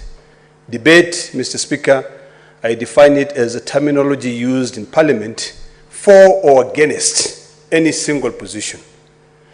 We find ourselves, Mr. Speaker, at a point where we're in this House to be able to defend devolution. In this country, Mr. Speaker, there's a lot of misconception that the President is the one who allocates money to county governments. Mr. Speaker, I want to convince my colleagues that it is not the President who sent money to the county government, it is us. And we've got the rule of law, which we are supposed to abide by when it comes to the issues of division of revenue. Mr. Speaker, the framers of the Constitution of Kenya saw it fit to have 3 arms of government: the executive, the legislative arm of government, and the judiciary. The legislative arm of government is the one that has got the power of the purse, the power of the money. Today, we are here, Mr. Speaker, fighting for our counties to be able to get money. The framers of the Constitution, Mr. Speaker, saw it fit to set up an independent body called the Commission of Revenue Allocation to be able to advise. And if you read Article 218, Mr. Speaker, it says very clearly that when it comes to division of revenue, if Parliament will see it to deviate from the recommendation of the Commission of Revenue, they have to follow with a memoranda that explain clearly why they are deviating. The Commission of Revenue Allocation saw it fit. And I remember, Mr. Speaker, and when I look at the Senate today, the only person who was in the Senate then, from the other side, is a distinguished senator from Nandi, Senator Cherargei. When we sat here and we debated on a formula to send money to counties. And at that point, we came up with a bare minimum of 370 billion. But Treasury became very clever. For them to be able to get to agree after 11 sittings of debate, they bundled it up the money which is supposed to go to counties as conditional grants. But the other arm of government, the judiciary, actually unbundled it. And that is why we ended up coming up with a new act of parliament called Additional Allocation Revenues to Counties. Now here we are, Mr. Speaker, and this is why it is very, very important for us to make sure that we defend our counties. KRA has presented to this august house that they have not had a problem in meeting their targets. In fact, they have surpassed their target. During an election year, Mr. Speaker, KRA surpassed their target by 100 billion. Their projection currently is that they'll surpass their budget with a net of 380 billion. Yes, we are a country that has got debt. We have a lot of debt. Every child who is born, Mr. Speaker, today owes this country about maybe 150,000 Kenya shillings. But the question is, when we are deviating from the recommendation of the CRA, what are the parameters that we are supposed to look at? Are we supposed to say, okay, let's deny county money? We are denying the money because, based on the division of revenue, and I want to invite my colleagues to look at the bill as it came from the National Assembly.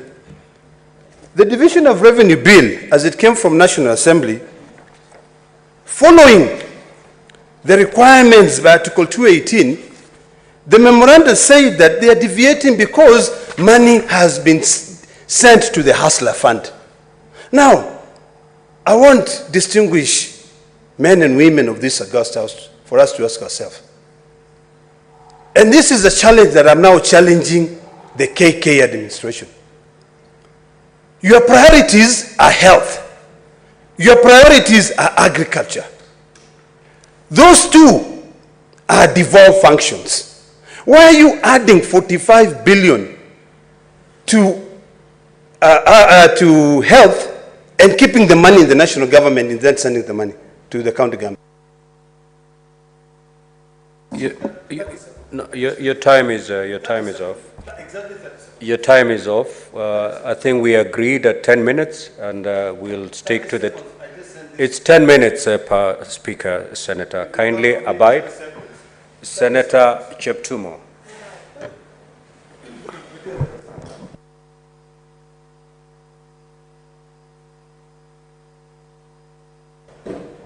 Thank you, Mr. Speaker. Mr. Speaker, I rise to support this motion. And as I do so, Mr. Speaker, the reading of Article 96, Subarticle 1, it speaks to the role of Senate. And that is, Mr. Speaker, to protect the interests of the counties and the county governments. Mr. Speaker, one of the ways through which this House can protect the interests of the county governments, as envisaged in Article 96, is to ensure that the counties receives enough resources, Mr. Speaker, to be able to undertake their functions allocated to the county governments in their constitution, Mr. Speaker. Mr. Speaker, the entire objective of devolution, I submit, Mr. Speaker, was meant to ensure that resources goes to our counties, as opposed to the previous arrangement before devolution, where money collected were being distributed in an unfair manner, using political considerations and so on. And so, Mr. Speaker, we need to begin this debate from that point, that devolution was meant to benefit the Kenyan people. And by so doing, Mr. Speaker, and we allocate money to the counties, then more development. Just like, Mr. Speaker, I served Baringo North as a member of parliament. And Mr. Speaker, even yourself also, you served as a member of parliament. And if you see what CDF was able to do, Mr. Speaker, in terms of schools, construction of schools, in terms of hospitals, that was before devolution, in terms of other facilities, Mr. Speaker, in terms of roads, electricity, and so on. And we were able to see the impact of what CDF was able to do. That was, Mr. Speaker, the essence of devolution.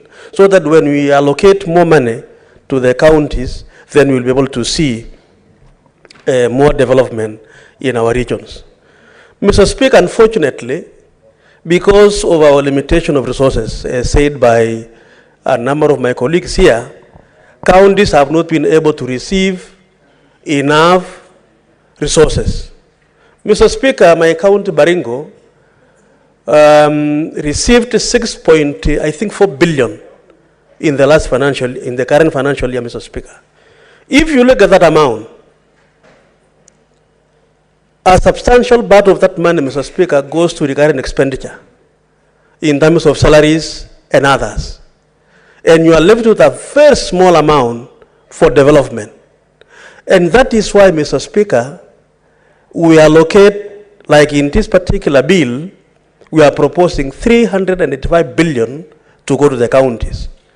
But if you go to the counties, Mr. Speaker, there is little development seen in those counties. In fact, you see more what CDF has done as opposed to what money from these county governments has done.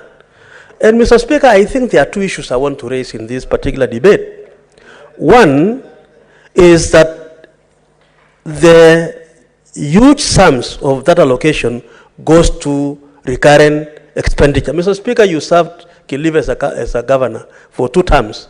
And I know what I'm saying is true, that even when you wanted to do much in Kilifi, you didn't have enough money because much of the money given to you was going to recurrent expenditure. Mr. Speaker, the other issue is even the little money remaining now for development, there is no value for money.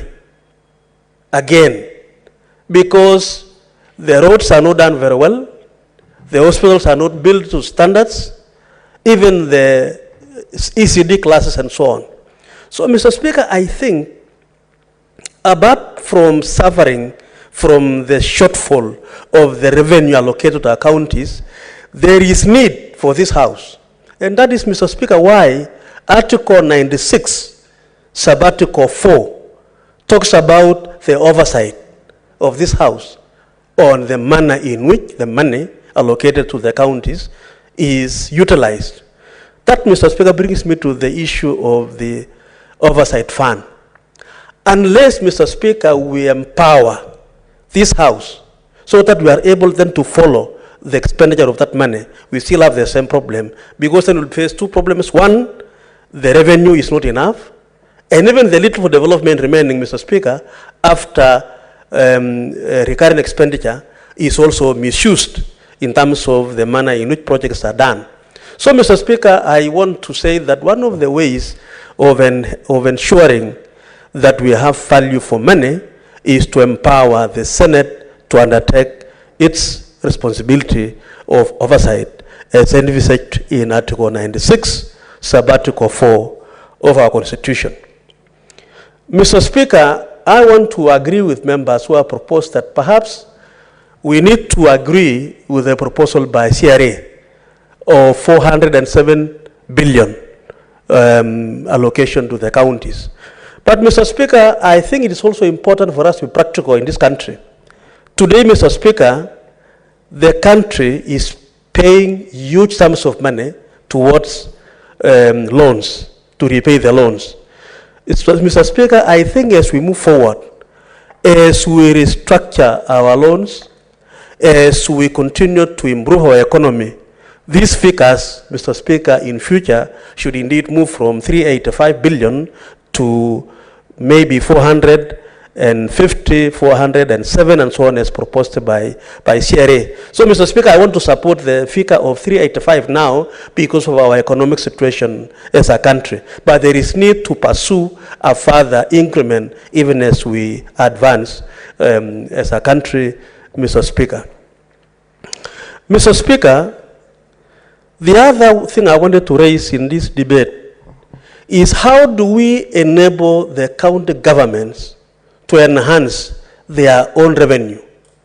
Mr. Speaker, you are aware that we have these economic blocks in our counties, in Central Kenya, in Rift Valley, even in Nyanza, even in Coast, Mr. Speaker, you have the economic blocks.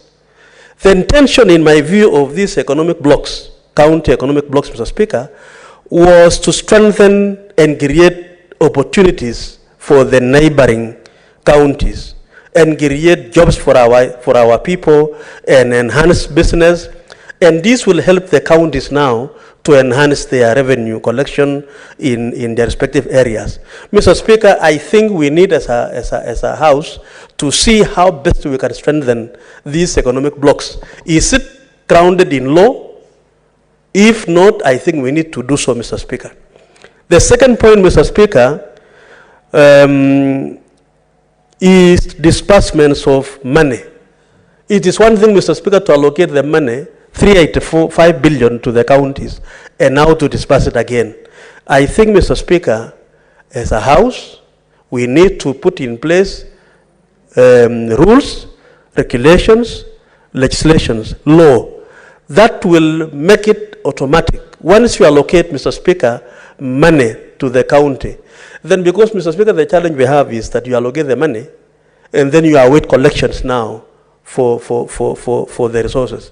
And I also want to believe that even after receiving the resources, there is no willingness by the national government to quickly avail funds to the county. So it's an area, Mr. Speaker, I think we need to also look into so that we have a clear mandatory position of remittance of the allocations to the counties. Mr. Speaker, I heard my colleague, Honorable Manso, talking about when we do mandamano, we collect more money. I think, Mr. Speaker, that is really shocking to me. Because when we go through the mandamano business, Mr. Speaker, it hurts business. Direct investment by investors from abroad, Mr. Speaker, will be discouraged. Even the local businessmen will not be able to really do their business, Mr. Speaker. And we even learned recently during the mandamanos, we lost a lot of revenue in terms of people not working. The Honorable Senator Kamar. Thank you, Mr. Speaker, for giving me an opportunity to join my colleagues in supporting the Division of Revenue Bill, although I would like to support with amendments. Amendments, Mr. Speaker, to support our own internal committee, the Committee of Senate, that stuck with the recommendation from CRA.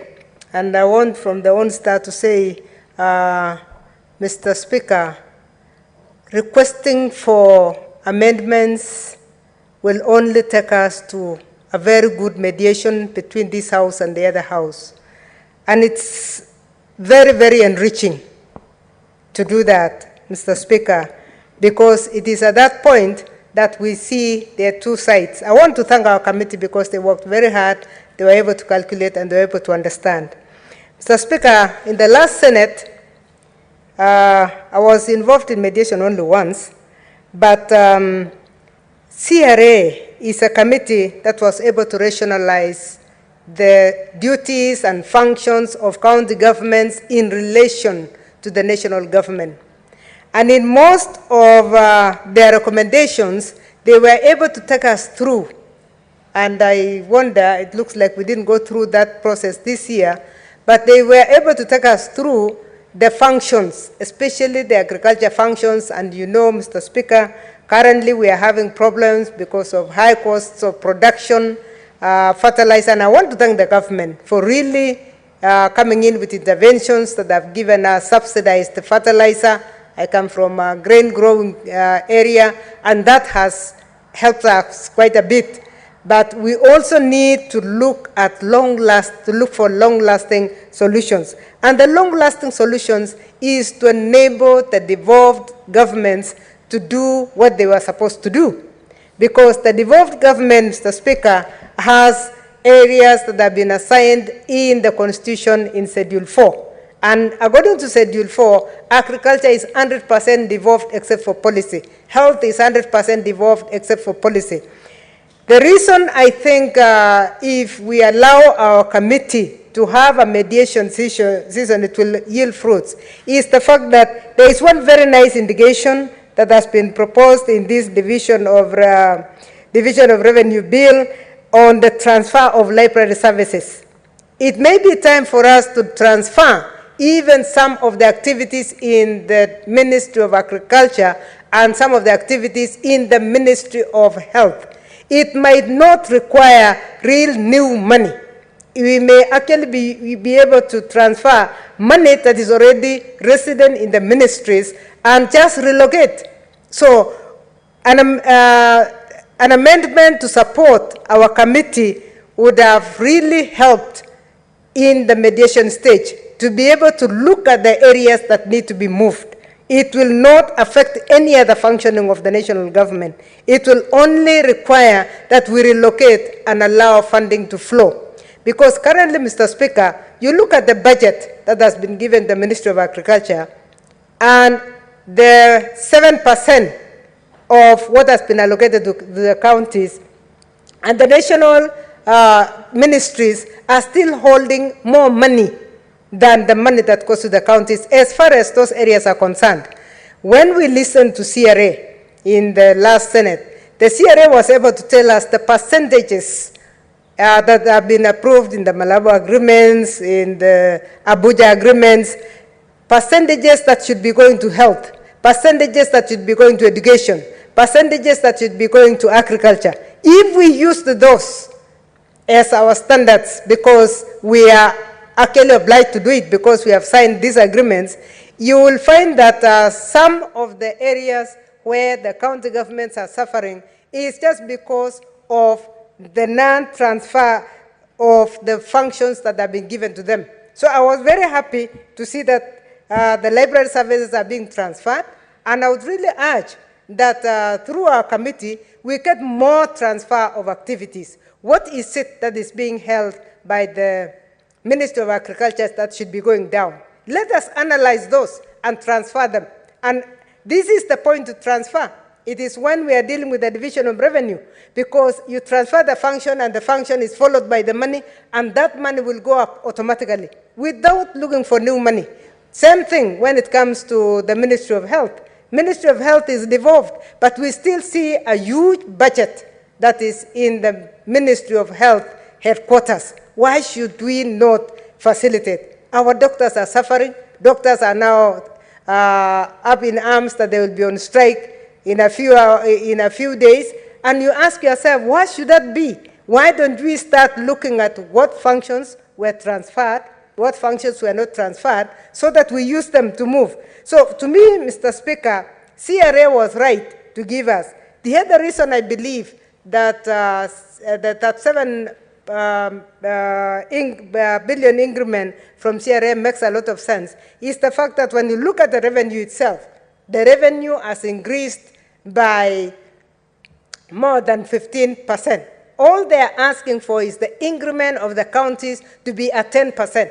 That 10% is at 7 out of the 370 billion that is currently on. So that percentage is still below the increment in the revenue that is being collected. So it makes a lot of sense to actually give that figure of that 7 that will give us 407. Mr. Speaker, I wind up by saying it is so important that we allow the committee of this House to have a healthy discussion with the other committee through a mediation, nothing acrimonious, just to discuss and see what needs to be transferred and which money needs to be spent from which arm, from which corner, or from which level of government, because it is just a matter of movement of that fund. If we allow the movement of functions and the funding to follow the functions, we will not have to do anything more, and we will not even touch the allocation that we are talking about in the analysis on the fund that should be catering for our debts, which we must pay, and I support the national government that it must be paid, and any other functions that the government would like to undertake, it will still be the same. But let's allow the flow of the transfer of functions. That way, as you know, because you are a governor, it will allow the functioning of the devolved government the way it is supposed to be according to the Constitution. Thank you, Mr. Speaker.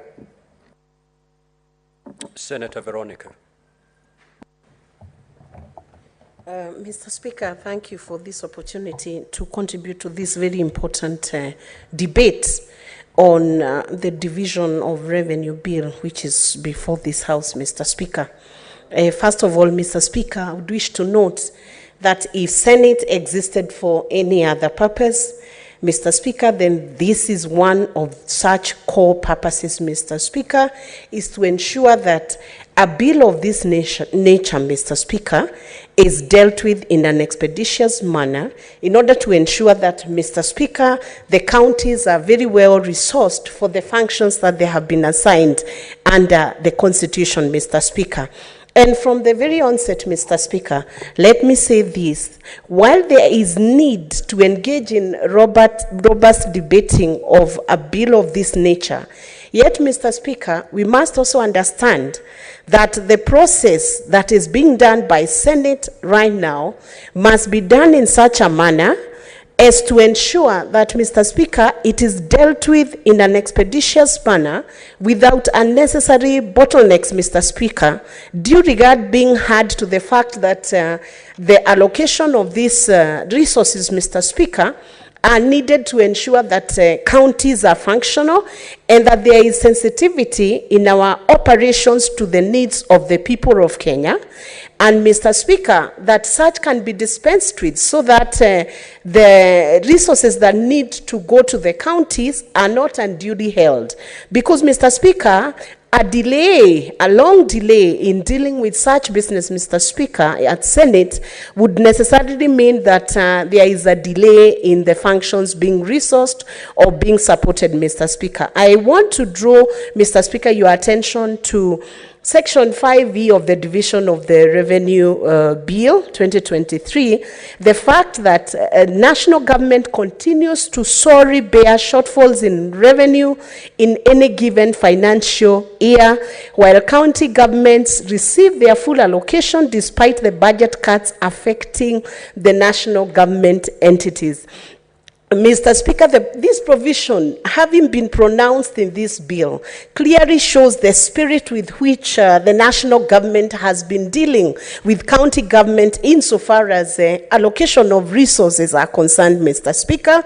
It shows that the national government has gone out of its way to ensure that county governments receive the resources that are due to them in spite of the serious budget cuts that have been done affecting the entities and the functions of the national government, Mr. Speaker. Does that portend good faith or bad faith? Mr. Speaker, in my very humble proposal, it shows very good faith from the national government insofar as allocating resources to county government is concerned, Mr. Speaker. I also want to draw our colleagues to the principles set out under Article 203, Mr. Speaker, that have been put into serious consideration before this bill was drawn, Mr. Speaker. Out of those stipulations, Mr. Speaker, you will find there are considerations of national interest, Mr. Speaker, what must be provided for the public debt also, Mr. Speaker. I think it is now common knowledge that our national government is ridden with debt, Mr. Speaker. This bill has ensured that there is provision for that debt, Mr. Speaker. Indeed, Mr. Speaker, if you look at how the surplus of a budget is supposed to be managed in the event that national government managed to get a surplus of revenue, then, Mr. Speaker, you will find that that surplus has been assigned directly to handle debt. Why, Mr. Speaker? Because when a country is ridden with debt, it continues to be a very big risk to the operations of that nation. And that is why it's important, Mr. Speaker, that the Constitution has also provided that any surplus must then be tackled or applied towards reducing the debt. But if we look at the current Division of Revenue Bill, Mr. Speaker, there are two things that one must consider. Does it meet the constitutional stipulations, Mr. Speaker? I would say yes. And I would draw your attention to Section 6 of the Division of Revenue Bill. The calculations of the equitable share that is supposed to be allocated for year 2023 to 2024 is based on the last audited account of 2019-2020. That is 1.673715 trillion, Mr. Speaker. This is the last audited account and approved by National Assembly, Mr. Speaker. So the reference to that specific audited account of 2019 to 2020 is in good order, Mr. Speaker, and is the one that is constitutionally allowed. If you look, Mr. Speaker, also at Article 203, Sub-Article 2, Mr. Speaker, It also stipulates that the allocation cannot be less than 15%. If you look at the current allocation of 385 billion, Mr. Speaker, this allocation stands at 23.5, Mr. Speaker, which is approximately 9.5% above the stipulated constitutional provision, Mr. Speaker. So in my view, Mr. Speaker, this allocation of budget is practical, it is reasonable, it meets the legal stipulation, Mr. Speaker, and nothing should hold it away from being voted in. And I would take this opportunity to persuade my colleagues on the other side, Mr. Speaker, to consider this to be a good bill and to pass it just the way the National Assembly passed it, to pass it, Mr. Speaker, and accept this allocation of 385 billion because it will give an opportunity to Kenyans to live within their own means, Mr. Speaker. There is a way we could say that allocation be done beyond 385, and then the funds are not available for disbursement to the counties, Mr. Speaker. For the last few months, everybody is crying, begging the Minister for Finance to release funds to the county, Mr. Speaker. Does it make sense then to draw a bill which states big figures, Mr. Speaker, without considering the fact of the fiscal capacity? If you look at Article 202, Sabbatical E, it talks about the fiscal capacity of the county government. And in the same breath, Mr. Speaker, we must consider the fiscal capacity of the national government to disperse the resources. For this reason, Mr. Speaker, this allocation is equitable. It meets the legal stipulation, it meets the accounting stipulation, and Mr. Speaker, I would support this bill and ask my colleagues to avoid a situation or a trap of sending it to mediation, because it would elongate the process and continue to deny the resources to counties that are required to move to the counties. I thank you, Mr. Speaker, and I support the Division of Revenue Bill 2023. Senator Gataya. Thank you, Honorable Speaker, for giving this opportunity to contribute to this very important bill on level allocation. Considering the fact that, Honorable Speaker, these are some of the very fundamentals as to why we are here as a Senate, because that is our core responsibility to make sure that we have devolved resources to our mother counties across the country. Honorable Speaker, the inception of devolution created a very viable environment for our locals downstream. So it is therefore important, Honorable Speaker, that as we debate, we have to urgently consider the fact that devolution created way of life, because we decentralize services to our counties. That's creating quite a number of significant developments across the board. Honorable Speaker, if I were to make some arguments, I would say that devolution was incepted without some levels of preparedness. Because, Honorable Speaker, I've happened to serve in the counties for close to 10 years, and there's some responsibility, there's some departments that were devolved when the whole system was not prepared. For example, Honorable Speaker, if you look at the Ministry of Health, quite a number of counties are struggling with the Ministry of Health and Agriculture. And of course, those two ministries form the backbone of quite a number of activities in counties. If you look at health, Honorable Speaker, I don't know for what reason the national government decided to have some little resources devoted to counties. That is stifling and crippling Ministry of Health, especially in counties, Ministry of Health and Agriculture. So in this respect, Honorable Speaker, that I don't know whether we are supposed now to move and create a policy through which we are supposed either to advise the national government to track that decision that the Ministry of Health and Agriculture should maybe remain in the national government or maybe fund those two key functions in the counties. Another point, Honorable Speaker, is that I think the formula that the Commission for Revenue Allocation has been using for close to 10 years now is almost getting outdated. We are supposed now to review some of those formulas that those commissions are using to allocate revenues. For example, Honorable Speaker, if you go to my county, Tharaka Nithi County, the money that is being allocated to Tharaka Nithi County is not even enough, even to cater for quite a number of activities. And I'm very sure there are so many other counties that are really struggling to make their ends meet. So I think it is through this House we are supposed to create a system to make sure that we have made some reviews, some considerations on how we are supposed to create some more energetic formulas through which we are supposed to have the Commission for Revenue Allocation allocate monies to counties. So, Honorable Speaker, it is important also to note that as much as we discuss, we also have to, I want to support, I think it's Honorable Cheptumo who said that we have a problem in revenue collection in counties. There are quite a number of leakages, so that you find that one of the reasons why we have even the pending bills is when the counties budget and then they fail the target of correcting the target and the revenue. That's why you end up, you are budgeting something, so along the way you just fall short of the budget. That way you fail to meet your target and you fail maybe to pay your contractors and so forth. So in this respect, Honorable Speaker, I don't know, we are supposed now as a Senate to make sure that we have created a system through which we are supposed to strengthen the revenue allocation expenses to counties so that maybe we can strengthen their revenue base. So in this respect, Honorable Speaker, this is a critical bill.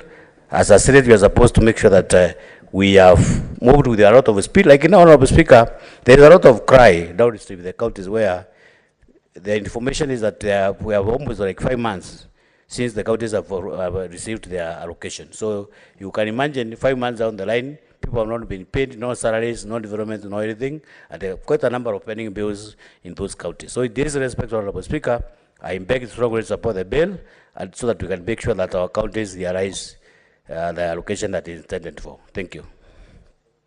Senator Karungo.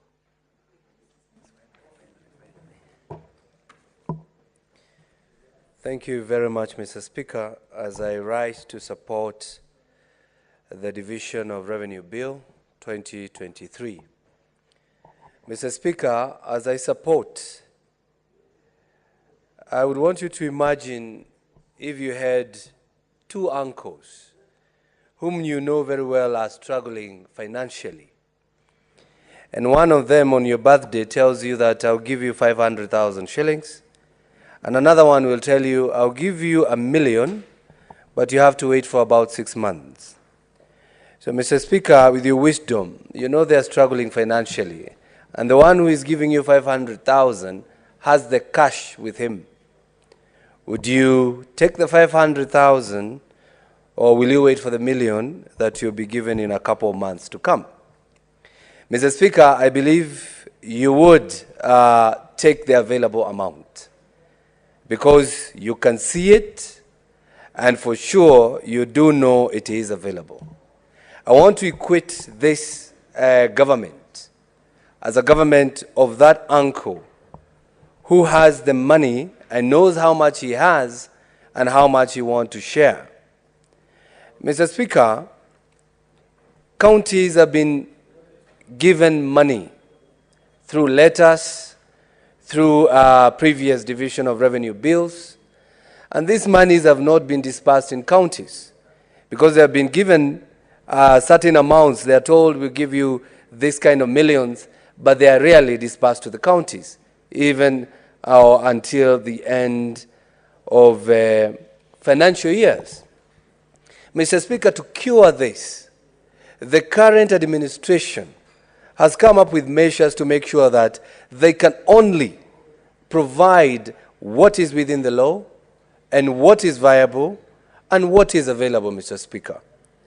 Mr. Speaker, I believe this Division of Revenue Bill, despite the counties not getting what they were proposing, at least they have got a big amount of share that is going to be remitted to them once we hit the revenue, national revenue. Mr. Speaker, 385 million to all counties will be divided equally to all counties, Mr. Speaker. Mr. Speaker, it's also good to note, out of these monies, the national government has unbundled one of the county's function, which is the library services, Mr. Speaker. Mr. Speaker, the library services that is under the Kenya National Library Services has been collecting at about 425 million Kenya shillings every year. Now that money has been given to the counties, Mr. Speaker, because it is a function of the county. Mr. Speaker, the counties have been cushioned in the sharing of this revenue. And that can be seen in the memorandum under Section 5 that says that if the national government is unable to raise the revenue, then to read it, if the actual revenue raised nationally in the financial year falls short of the expected revenue set out in the schedule, the shortfall shall be borne by the national government, Mr. Speaker. That tells you that this government is a genuine government. Mr. Speaker, it also says, if the actual revenue raised nationally in the financial year exceed the projected revenue set out in the schedule, the excess revenue shall accrue to the national government and may be used to reduce borrowing or pay debts. Mr. Speaker, we are where we are because of debts that were accrued by the previous regime, Mr. Speaker. This national government has looked at it, and in the course of trying to give a remedy, Mr. Speaker, it says that we are going to clear the debts so that we lower the charges, Mr. Speaker, that our people pay. Mr. Speaker, the question we need to ask ourselves, do we need to raise the taxes so that we can give more money to the counties, or lower the taxes and give what is supposed to be given to the counties, Mr. Speaker? Mr. Speaker, I've had one of the honorable members here from the opposition saying that he does not understand why the money was given to the Hustler Fund. It is the same people who are in the streets, Mr. Speaker, saying that we need to lower the prices of unga, Mr. Speaker. But this government of ours, the government of Kenyans, had seen that for you to be able to buy unga, you need a resource, you need an income. For you to get an income, you need capital. For you to get capital, somebody must accord you that capital.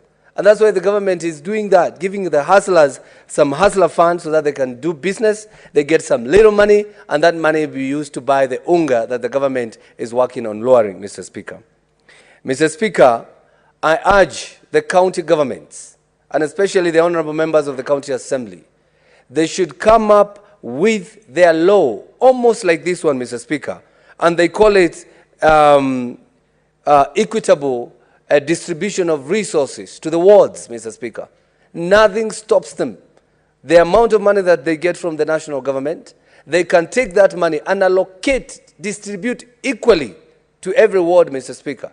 For example, they can say 40% of the development money will be shared equally to each and every ward, Mr. Speaker. This way, we will avoid governors who maybe do not like some certain MCAs, some certain wards, that they don't disburse money to those wards. This will, of course, save such wards that do not receive recognition from the governors, Mr. Speaker. So I urge the county assemblies to come up with a law like this one, or close to this one, so that each member or each citizen of each ward to get the resources as they come from the national government. And as I wind up, Mr. Speaker, I call upon the Senate. We are very good at disbursing, distributing, and passing this law, and the money is disbursed to the counties. But sometimes we are unable to check on how that money is used by the governors, Mr. Speaker. So I urge the honorable members, as we take this money to the counties, let's follow them. Let's follow these shillings by shillings and see what the governors are doing with the money that the national government has disbursed or has allocated to the counties. With those few words, Mr. Speaker, I support. Senator Abbas.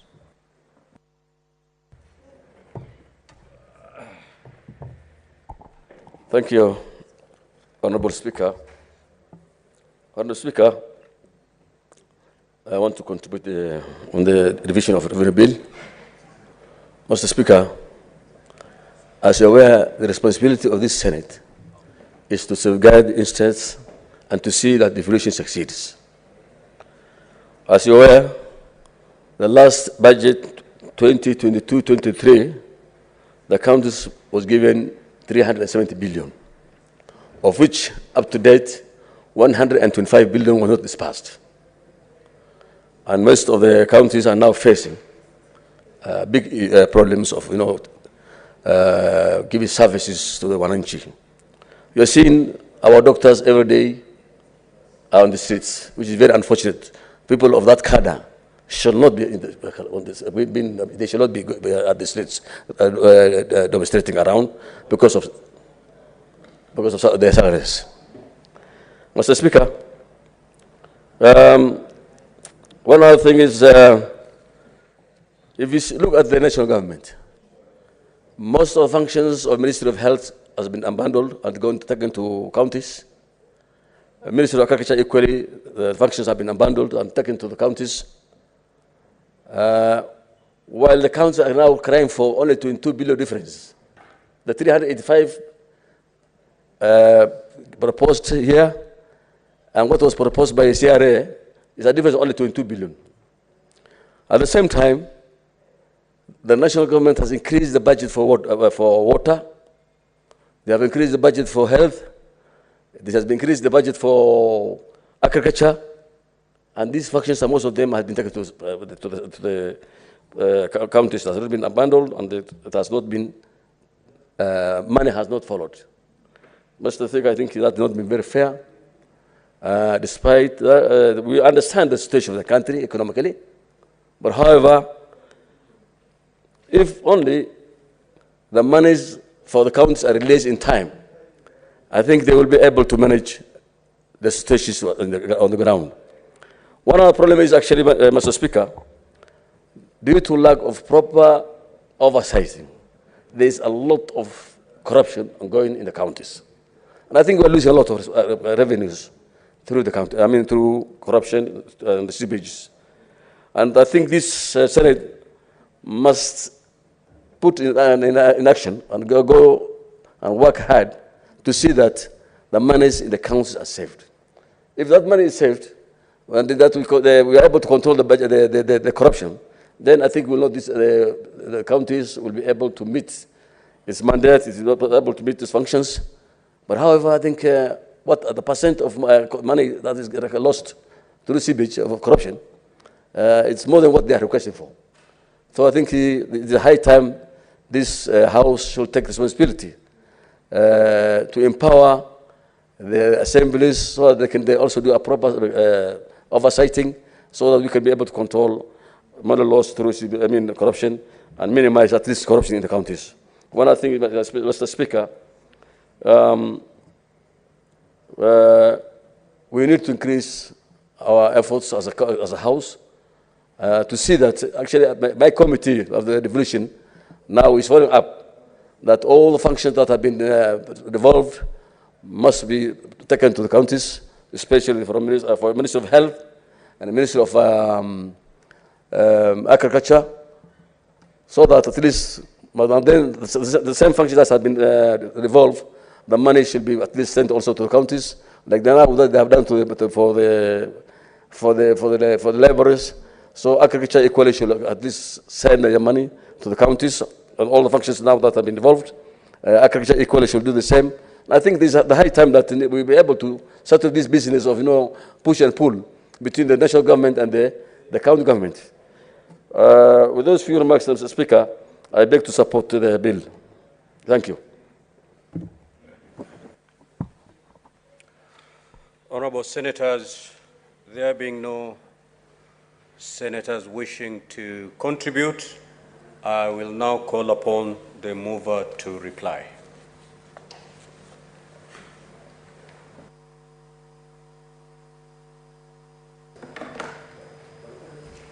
Thank you, Mr. Speaker. I want to thank all the senators that have taken time to give their input and feedback on Division of Revenue 2023-2024.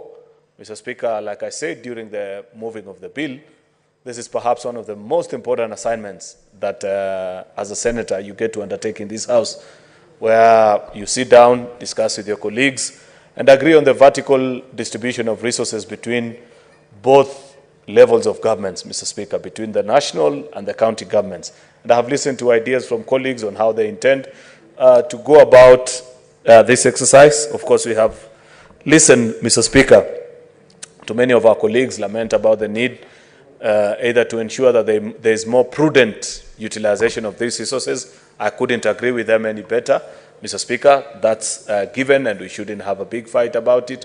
Mr. Speaker, second and most importantly as well, we have also agreed as Senate on the need to continuously defend and stand for the interest of county governments, Mr. Speaker. I know many people, and I have listened to especially our colleagues from the minority side, and it's unfortunate as I reply, most of them are not here. Mr. Speaker, keep on humming and remind us that, we need to send additional resources to the counties and so on and so forth. But Mr. Speaker, in my moving notes earlier, I pointed out to the challenges that you're experiencing economically, Mr. Speaker, and reminded our colleagues that many of the sins that you are paying for are sins of the past. Unfortunately, Mr. Speaker, the economy is such that we live today under the shade of the trees that we planted in the yesteryears. Such is the guidance of the economy as well, that today we pay for the sins of the economic either prudent or improper management that the decisions that we make today. The real impact, Mr. Speaker, of the economic decisions that we make presently will be further years down the line. And it is so evident, Mr. Speaker, given the kind of a financial situation that we find ourselves in, as our colleagues find comfort in running on the streets and screaming themselves hoarse, saying that the economy needs to be managed better. Of course, we have equally reminded them that many of these challenges, whether it's debt or complete pilferage of resources, it was done under their watch in the previous, it was done under the watch of the previous administration, of which there were very strong supporters and defenders of, Mr. Speaker. We were in this House jointly with them, and on many afternoons, unlike us who are magnanimous on many occasions to allow them to debate, on many occasions you are being told, let the mover reply. If you have a problem, go and speak it elsewhere. And that is why we find ourselves in this situation, Mr. Speaker. But I want to appreciate the new administration that is in office, the interventions that are being made in agriculture, Mr. Speaker, interventions that are being made, Mr. Speaker, in even just ensuring that we are fiscally responsible, reducing on our fiscal deficit from 5.7 to 4.4% in the next financial year, the reforms that are taking place in Kenya Revenue Authority, Mr. Speaker. Of course, I know that many of the purveyors of graft in KRA are not happy. That's why they are beginning to hire people across in the media, in parliament, in different places, or trying to run fake stories, Mr. Speaker, and theories about why our revenue is not performing as per the expected levels. And I'm glad KRA issued a clarification, Mr. Speaker, and said, good ladies and gentlemen, if you're looking for people to blame, please do not include us. Because much as there is a lot that they could do better, Mr. Speaker, they are really trying in very difficult economic situations where, the supplementary budget, many of the state agencies are now beginning to spend, and the same can be seen in revenue targets. And I see KRA have issued a further alert saying that they are on course actually to raise in excess of 2 trillion, Mr. Speaker. Of course, a lot of it, as we all know, in excess of 1 trillion, Mr. Speaker, will go back to fund debt. And that will be an extremely difficult situation to find ourselves in, Mr. Speaker. But I know that eventually when they are done with putting in place a new administration, I know they are recruiting a new commissioner general and so many other things that are being done, Mr. Speaker, to ensure that as a revenue authority, they raise the necessary resources for us to share with our county governments. I appreciate also, Mr. Speaker, that many of the colleague senators that have spoken to this matter have insisted and implored on each other the need to ensure that there is better use of resource at the various levels of our county governments, Mr. Speaker. Mr. Speaker, there are two things that I want to say. Number one, I want to challenge colleague senators that perhaps after all is said and done, once we have passed division of revenue and perhaps even CARA, let us come and discuss also, because senators are akin to board chairpersons and governors are like CEOs running the institution. We oversight. We might not be involved in the day-to-day operations, but we see how the entities that we superintend are performing.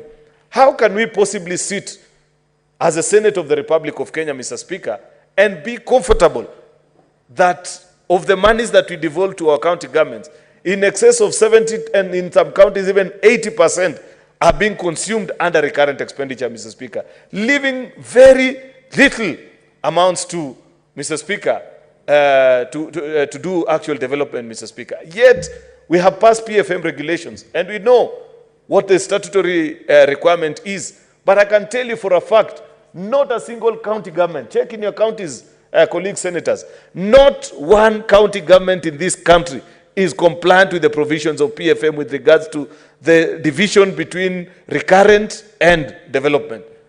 We need to sit down and pass a resolution as a house.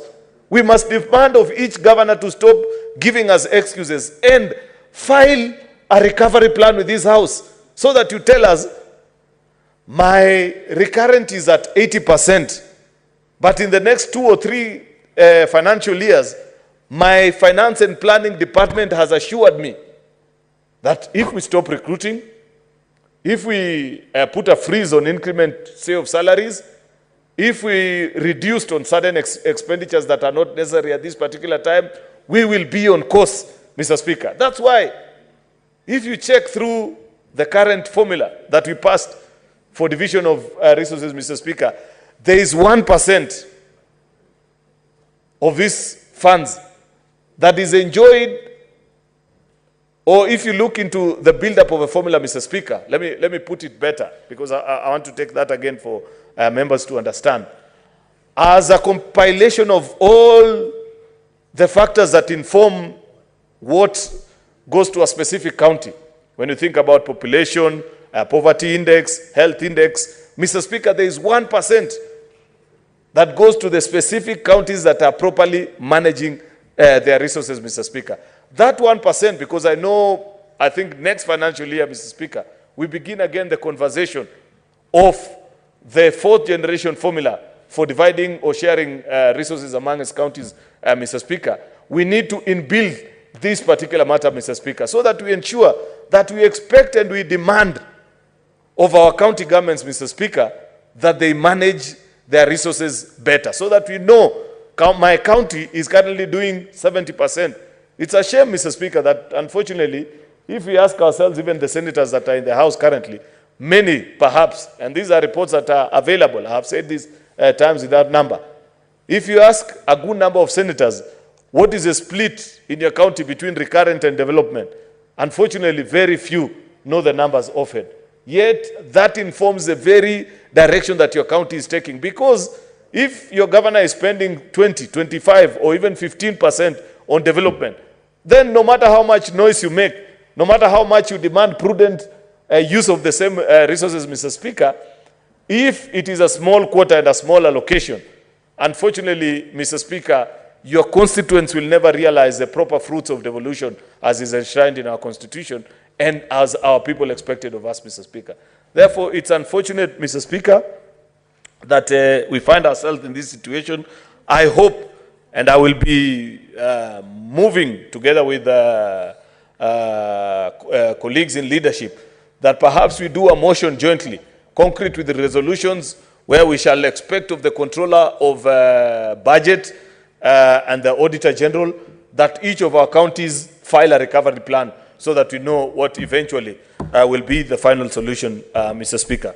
So, Mr. Speaker, with those very many remarks, I beg to move. Mr. Speaker, sir, pursuant to Standing Order number 66.3, I beg to move that putting of the question on this motion be deferred to a later time, Mr. Speaker, bearing in mind that the quorum issues and the need for our whips to mobilize, Mr. Speaker. Thank you. Majority Leader. Indeed, the putting of the question in regard to that particular motion is deferred.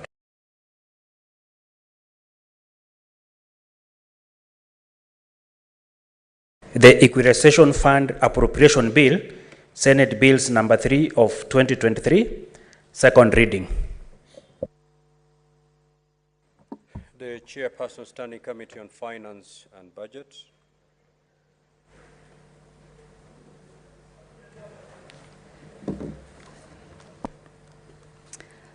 Thank you, Mr. Speaker. Mr. Speaker, I beg to move that the Equalization Fund Appropriation Bill be read a second time, Mr. Speaker.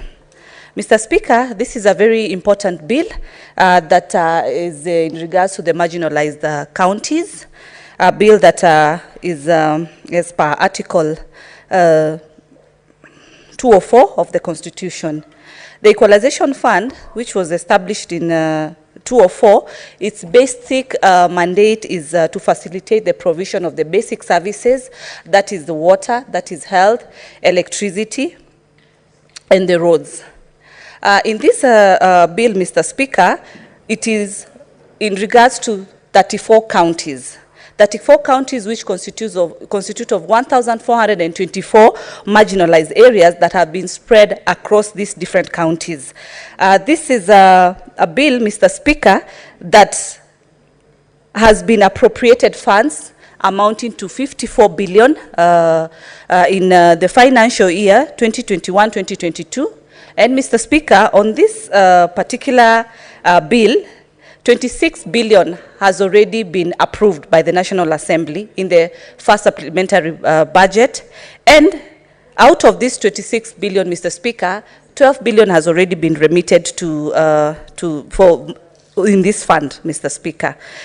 Out of this, there's a balance that is amounting to 13 billion out of the 54, out of the 26 billion that had already been remitted. And in this appropriation, the bill provides a total of the 13 billion, which comprises of 6 billion for financial year 2021-2022, and 7 billion for financial year 2022-2023, Mr. Speaker. This bill also has a schedule on the equalization allocation, as I said earlier, on the 34 counties out of the 47 counties that has been identified. Within those 34 counties, 1,400 are different regions within the 34 counties that have been identified. This is a very important bill, Mr. Speaker, because on the issues and the services that are supposed to be offered on the specific areas, as far as the health is concerned, as far as the roads are concerned, electricity issues are concerned, Mr. Speaker, you realize as devolved functions as per the fourth schedule, these are very important issues in regards to this bill, because health sector is a very important factor, and these funds are going to improve the health sectors within the different areas of the 1,400 areas that have been identified. We have the first allocation, Mr. Speaker, that had been remitted to the counties. And you realize that out of the delay of the disbursement of the funds, some projects have not been completed. Some projects have also been completed, but the contractors have not been able to hand over these projects, hence delaying the key service that is supposed to be offered in these institutions, like, for example, even some of the buildings, that the small hospitals that have been put in place, but they cannot be utilized by the local people in those particular regions, and hence brings a challenge. So this is a very important bill, because it is going to ensure that these funds are going to cater for the services that they're supposed to cater for. We have regions and areas like the eastern region, whereby the electricity issue, which is part of this fund, you find that some areas we have challenge. And you see the education factor that we had, the previous government had mentioned in terms of ensuring that there is electricity to these different regions. There are challenges, there are institutions, there are schools, learning institutions that have not been able to have this commodity, this key element that helps in different aspects, from use of different gadgets, we are in a digital space, and without some of these things like electricity, then it brings a challenge to this particular region. So this is a very important bill, Mr. Speaker, as far as ensuring that these services are able to reach to the marginalized counties. Not only just reaching, but also the timely reach of these particular services. This bill also, Mr. Speaker, the Equalization Fund Advisory Board will also immediately commence identifying the projects to be implemented. We have the projects that had already been identified, and also there's an opportunity to identify projects. And this identification, Mr. Speaker, you realize that there are some committees that are going to be formed with the assistance of also the National Treasury, with the Fund Advisory Board, that this committee at the mashinani level are going to ensure that they are going to come up with projects that are touching and are immediately going to help the communities and the regions within that particular area. And this is very important, Mr. Speaker, because this talks about total inclusion of the local mwananchi, of the person on the ground who really needs these services directly. And that is why this fund is just strictly for the marginalized areas. These areas have also been in the bill.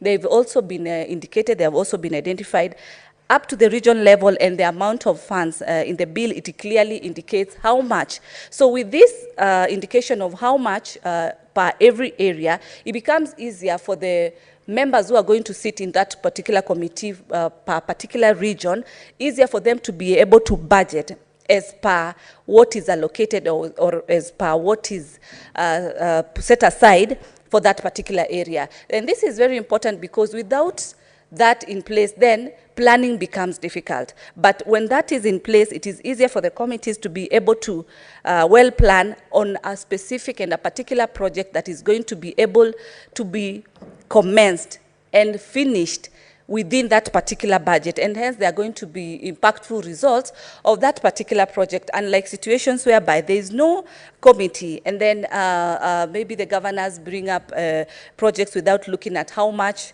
is needed. But that is stipulated very, very well in this particular very important bill. Mr. Speaker, in the committee during our meetings, we engage different stakeholders.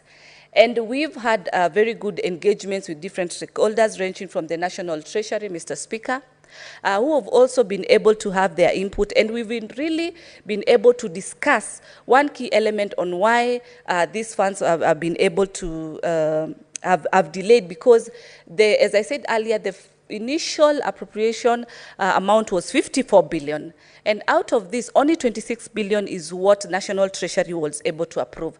On top of that, only 12 billion is what has already been dispersed to the different marginalized area. And so there's an outstanding of 13 billion. As we speak, Mr. Speaker, in our deliberation with National Assembly, out of the 13 billion, only 10 billion has been appropriated in the first supplementary budget. And hence, there's a deficit of around 300 billion. As a committee, we advised and decided that let the 10 billion pass and be able to be dispersed to the marginalized regions, and hence the balance of because it is already appropriated, so as not to create any delays, so that these funds can be able to be taken to to be appropriated as per the schedule. And so the balance of the 3 billion will be now incorporated with the balance from the main 54 billion less 26 billion. The outstanding balance of about 28 billion will be now added. The 3 billion will be added so that these funds can now be allocated. We also had different stakeholders, the Council of Governors. The Council of Governors were able to clearly state and also were able to table the existing projects. They were able to mention about 300 projects that were in place in total, but about 120 projects are the projects that have been completed, and then hence the rest are stalling. The reason that they are stalling, according to the Council of Governors, is because of untimely disbursement of these particular funds to for these projects. Also, the challenges that they have been able to mention earlier in terms of the contractors still holding because of maybe delayed. But we were able to insist to the Council of Government that it is very important because we realize there's a strategy or a technique whereby when new governors take office, then they want to come up with their own project. But we were able to advise that it is very important for them to ensure that they complete the existing projects that are in place. Further to that also, to ensure that these projects are not just buildings or houses, but are going to be able to be impactful to the people because they are going to utilize those projects for the mandate that they are required to be able to utilize. Mr. Speaker, with the other stakeholders that we've been able to actually walk a very nice journey with are the CRA. Commission of Revenue Allocation were able to have their input because they're the ones who also guide as far as the allocations and identification of the marginalized areas are concerned. And that's how they are able to settle to 34 counties that are marginalized and also specifying the specific areas. Because it doesn't mean that if a county, like for example, Tharaka Nithi is also in this list, it doesn't mean it's the whole of Tharaka Nithi, but a section and an area that is identified as the marginalized area. And these are areas that, as I said earlier, strictly it is matters of water. As you know, Mr. Speaker, water is life. Water is everything. Without water, we tend not to be able to harvest a lot in all different areas, be it the home use, be it the agricultural sector. And as you know, with water, then it becomes much more resourceful, much more impactful to the local regions. One of the regions that is in these 34 counties is areas like Mandera, areas like Turkana. And we believe through this bill, Mr. Speaker, areas like Turkana, Marsabit, areas of Mwingi, when we have these funds and getting to the counties and being able to execute exactly what has been identified or what has been the main focus of this particular fund, there's going to be an impact. We are going, the counties are going actually from all angles are going, yes, to receive the national allocation. They're also going to receive this equalization fund and any other grants that they normally receive. And with proper implementation of the project, proper use of the funding that has been allocated, there is going to be quite a very big improvement. It is also wise to note, Mr. Speaker, that the University of National African Women Economic Empowerment Hub was able to also come on board to the committee. They were also able to state their input, and much more focus is because, Mr. Speaker, the National African Women's Economic really were very positive, as much as they focused on the women in the mashinani areas, women in the marginalized areas, because when the lives of these women are going to be improved, because we are going to, these funds are going to ensure that provision of basic elements like water, like electricity, as I said, like good roads, as I said, then it's not only going to impact the local area, but even the women in those particular regions, because as stated earlier, these four essential mandates for this particular fund cut across a wider range of social economic empowerment to our women in the marginalized areas. And why am I insisting on women, Mr. Speaker? This is because in these regions mostly, the number of women, as far as gender is concerned, is more bigger than the number of the male factor, because these are very remote areas that mostly women have been the ones who have been left in these particular regions. But when these facilities are put in these particular regions, then it is, as I said earlier, it's not just for the area just improve, but also empowering the local women who are in those particular regions, Mr. Speaker. Mr. Speaker, in our deliberations in the committee, we were able to note some of the conditions that the counties were able to put in place so as to receive the disbursement. And some of them included that the funds should just be utilized for the projects in the marginalized areas. You find that if these funds are not going to focus and are going to be diverted for either any other recurrent use expenditure, for example, or any other project that the governors could have started, then it deviates from initial mandate of what really needs to be utilized. And you realize, Mr. Speaker, this is a very important fund, because we have areas that are very well improved. And the reason this fund needs to be adopted and needs to quickly be remitted to these counties is because it really cuts and offers those services that are not, that the funds from the national level is not able to offer. And it helps at least unify and bring and give an opportunity to all Kenyans in this country, not just in areas that are more urban, that have more advantages. Like you look at the issue of roads, Mr. Speaker, in regions like Turkana region, Mandera region, the surface area, yes, is very quite big. The land surface area is very quite big. But when these facilities are put in these areas, you find that they are going to improve not only the infrastructure, but also the business element. There's going to be much movement. If water is in these places, agriculture is going to improve. There's going to be production. When production is there and there's value addition to this particular product, Mr. Speaker, then you realize that there's going to be improvement of the different economic areas, hence increase in the revenue that is supposed to come from these particular areas. An increase in revenue definitely will impact the region, will also be able to create job opportunities for our youth in those particular regions, because these facilities are there. The reason we have a devolved government is so as to ensure in those regions our people are able to get opportunities in those particular regions, Mr. Speaker. But if we do not ensure that that is in place, then we kill devolution indirectly, and that is not what us as Senate will pride in, Mr. Speaker. Mr. Speaker, the other condition that the county was able to state is the beneficiary counties must open county special purpose account at the Central Bank of Kenya.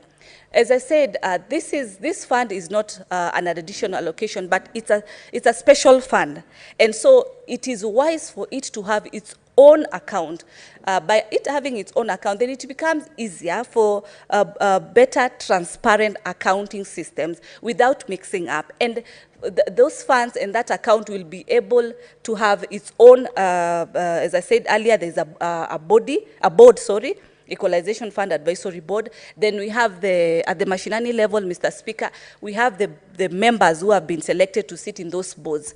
And definitely, also having this account specifically for these particular funds, it is more manageable, it is more clear. There's no mix-up that these funds were utilized for any other project. These funds were used to pay recurrent expenditures. That won't be the case, but it will be easy to manage. It will be easy to offer transparent accounting as far as these funds will be concerned for that particular marginalized area. Further to that, Mr. Speaker, the County Technical Committee also, we stated that it must place as provided in the PFM Act 2021 regulations. These are, as I mentioned earlier, these are the committees that will be able to identify the different projects depending on the area.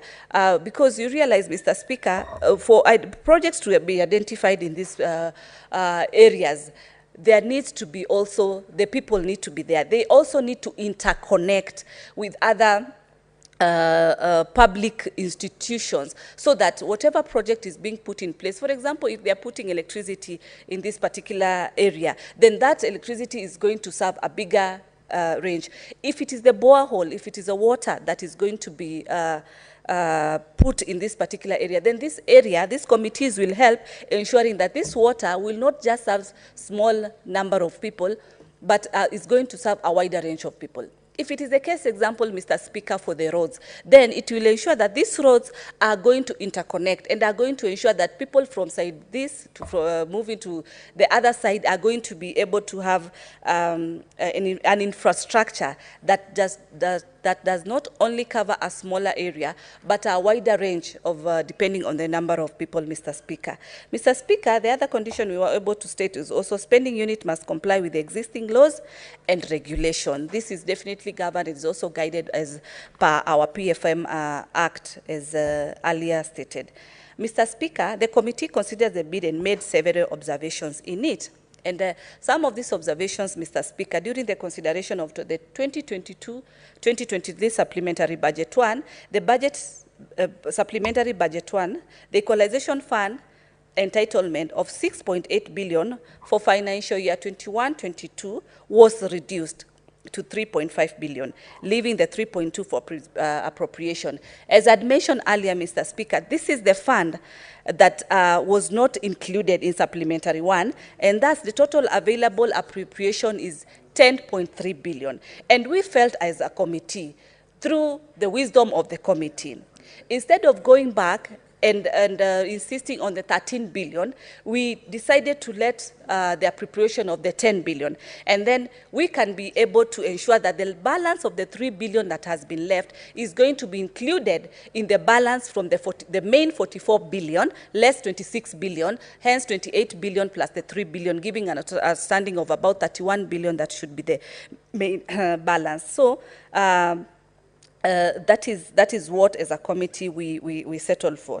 Project identification, Mr. Speaker, and implementation under the second policy on marginalization is yet to be undertaken and will commence immediately after approval of the Equalization Fund Appropriation Bill 2023. This is very important, as I said earlier, Mr. Speaker, because it is when these funds have been remitted. The good thing is that as per the feedback and the update of the National Assembly, the committees are already in place, and they are going to undergo the right process of ensuring that they are also being gazetted so that they can be able to appropriate the funds depending on the amount of the fund. Hence, that will guide on the type of project that the fund can be able to undertake. Given that there are only 3 months remaining before the financial, not actually 3 months right now, it's less than 3 months, it's about two and a week for before the financial year lapses. So there's need to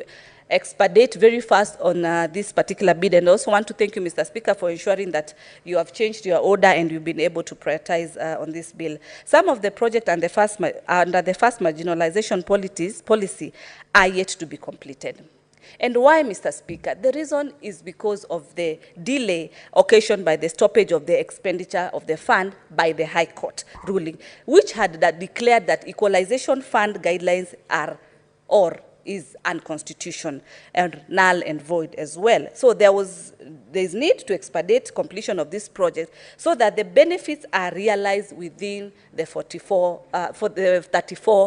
counties, as I stated earlier, Mr. Speaker. Mr. Speaker, the committee, having considered, recommended, as I said earlier, that the National Assembly should, by end of April 2023, submit it to Parliament a framework showing a clear action plan of how the pending funds, entitlements, and arrears will be recovered. Which area is this, Mr. Speaker? The area of the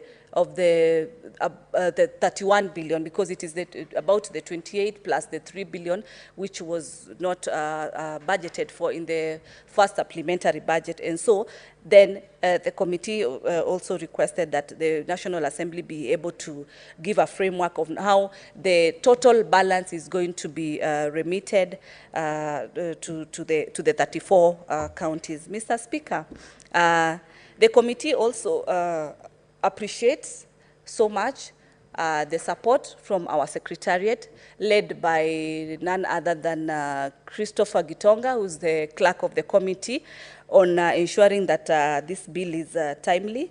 And also, I want to thank my committee members who have been very supportive, who have been who've been team players during these particular deliberations on this particular bill, Mr. Speaker.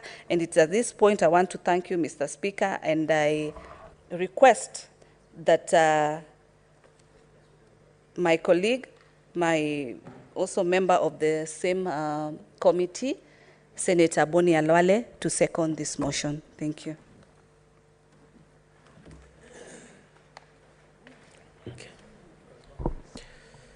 Thank you, Mr. Speaker. Mr. Speaker, I rise to second this motion.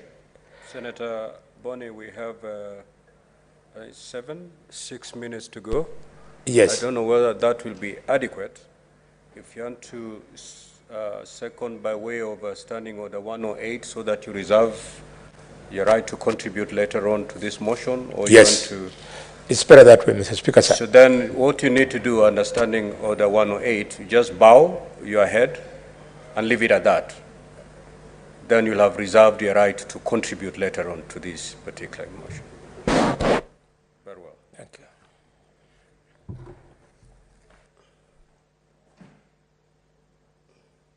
So now we've...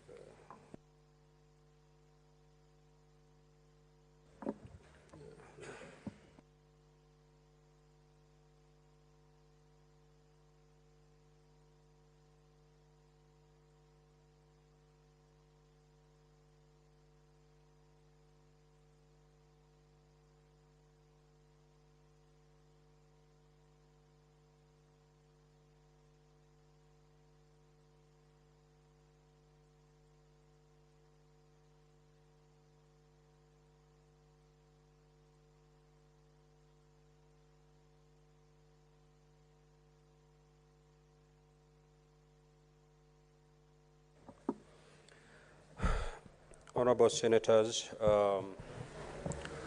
for the convenience of the Senate, it is now 12:55, and we're going to adjourn the sitting of the Senate. The Senate therefore stands adjourned until Wednesday, 19th April 2023 in the afternoon at 2:30 p.m. Thank you.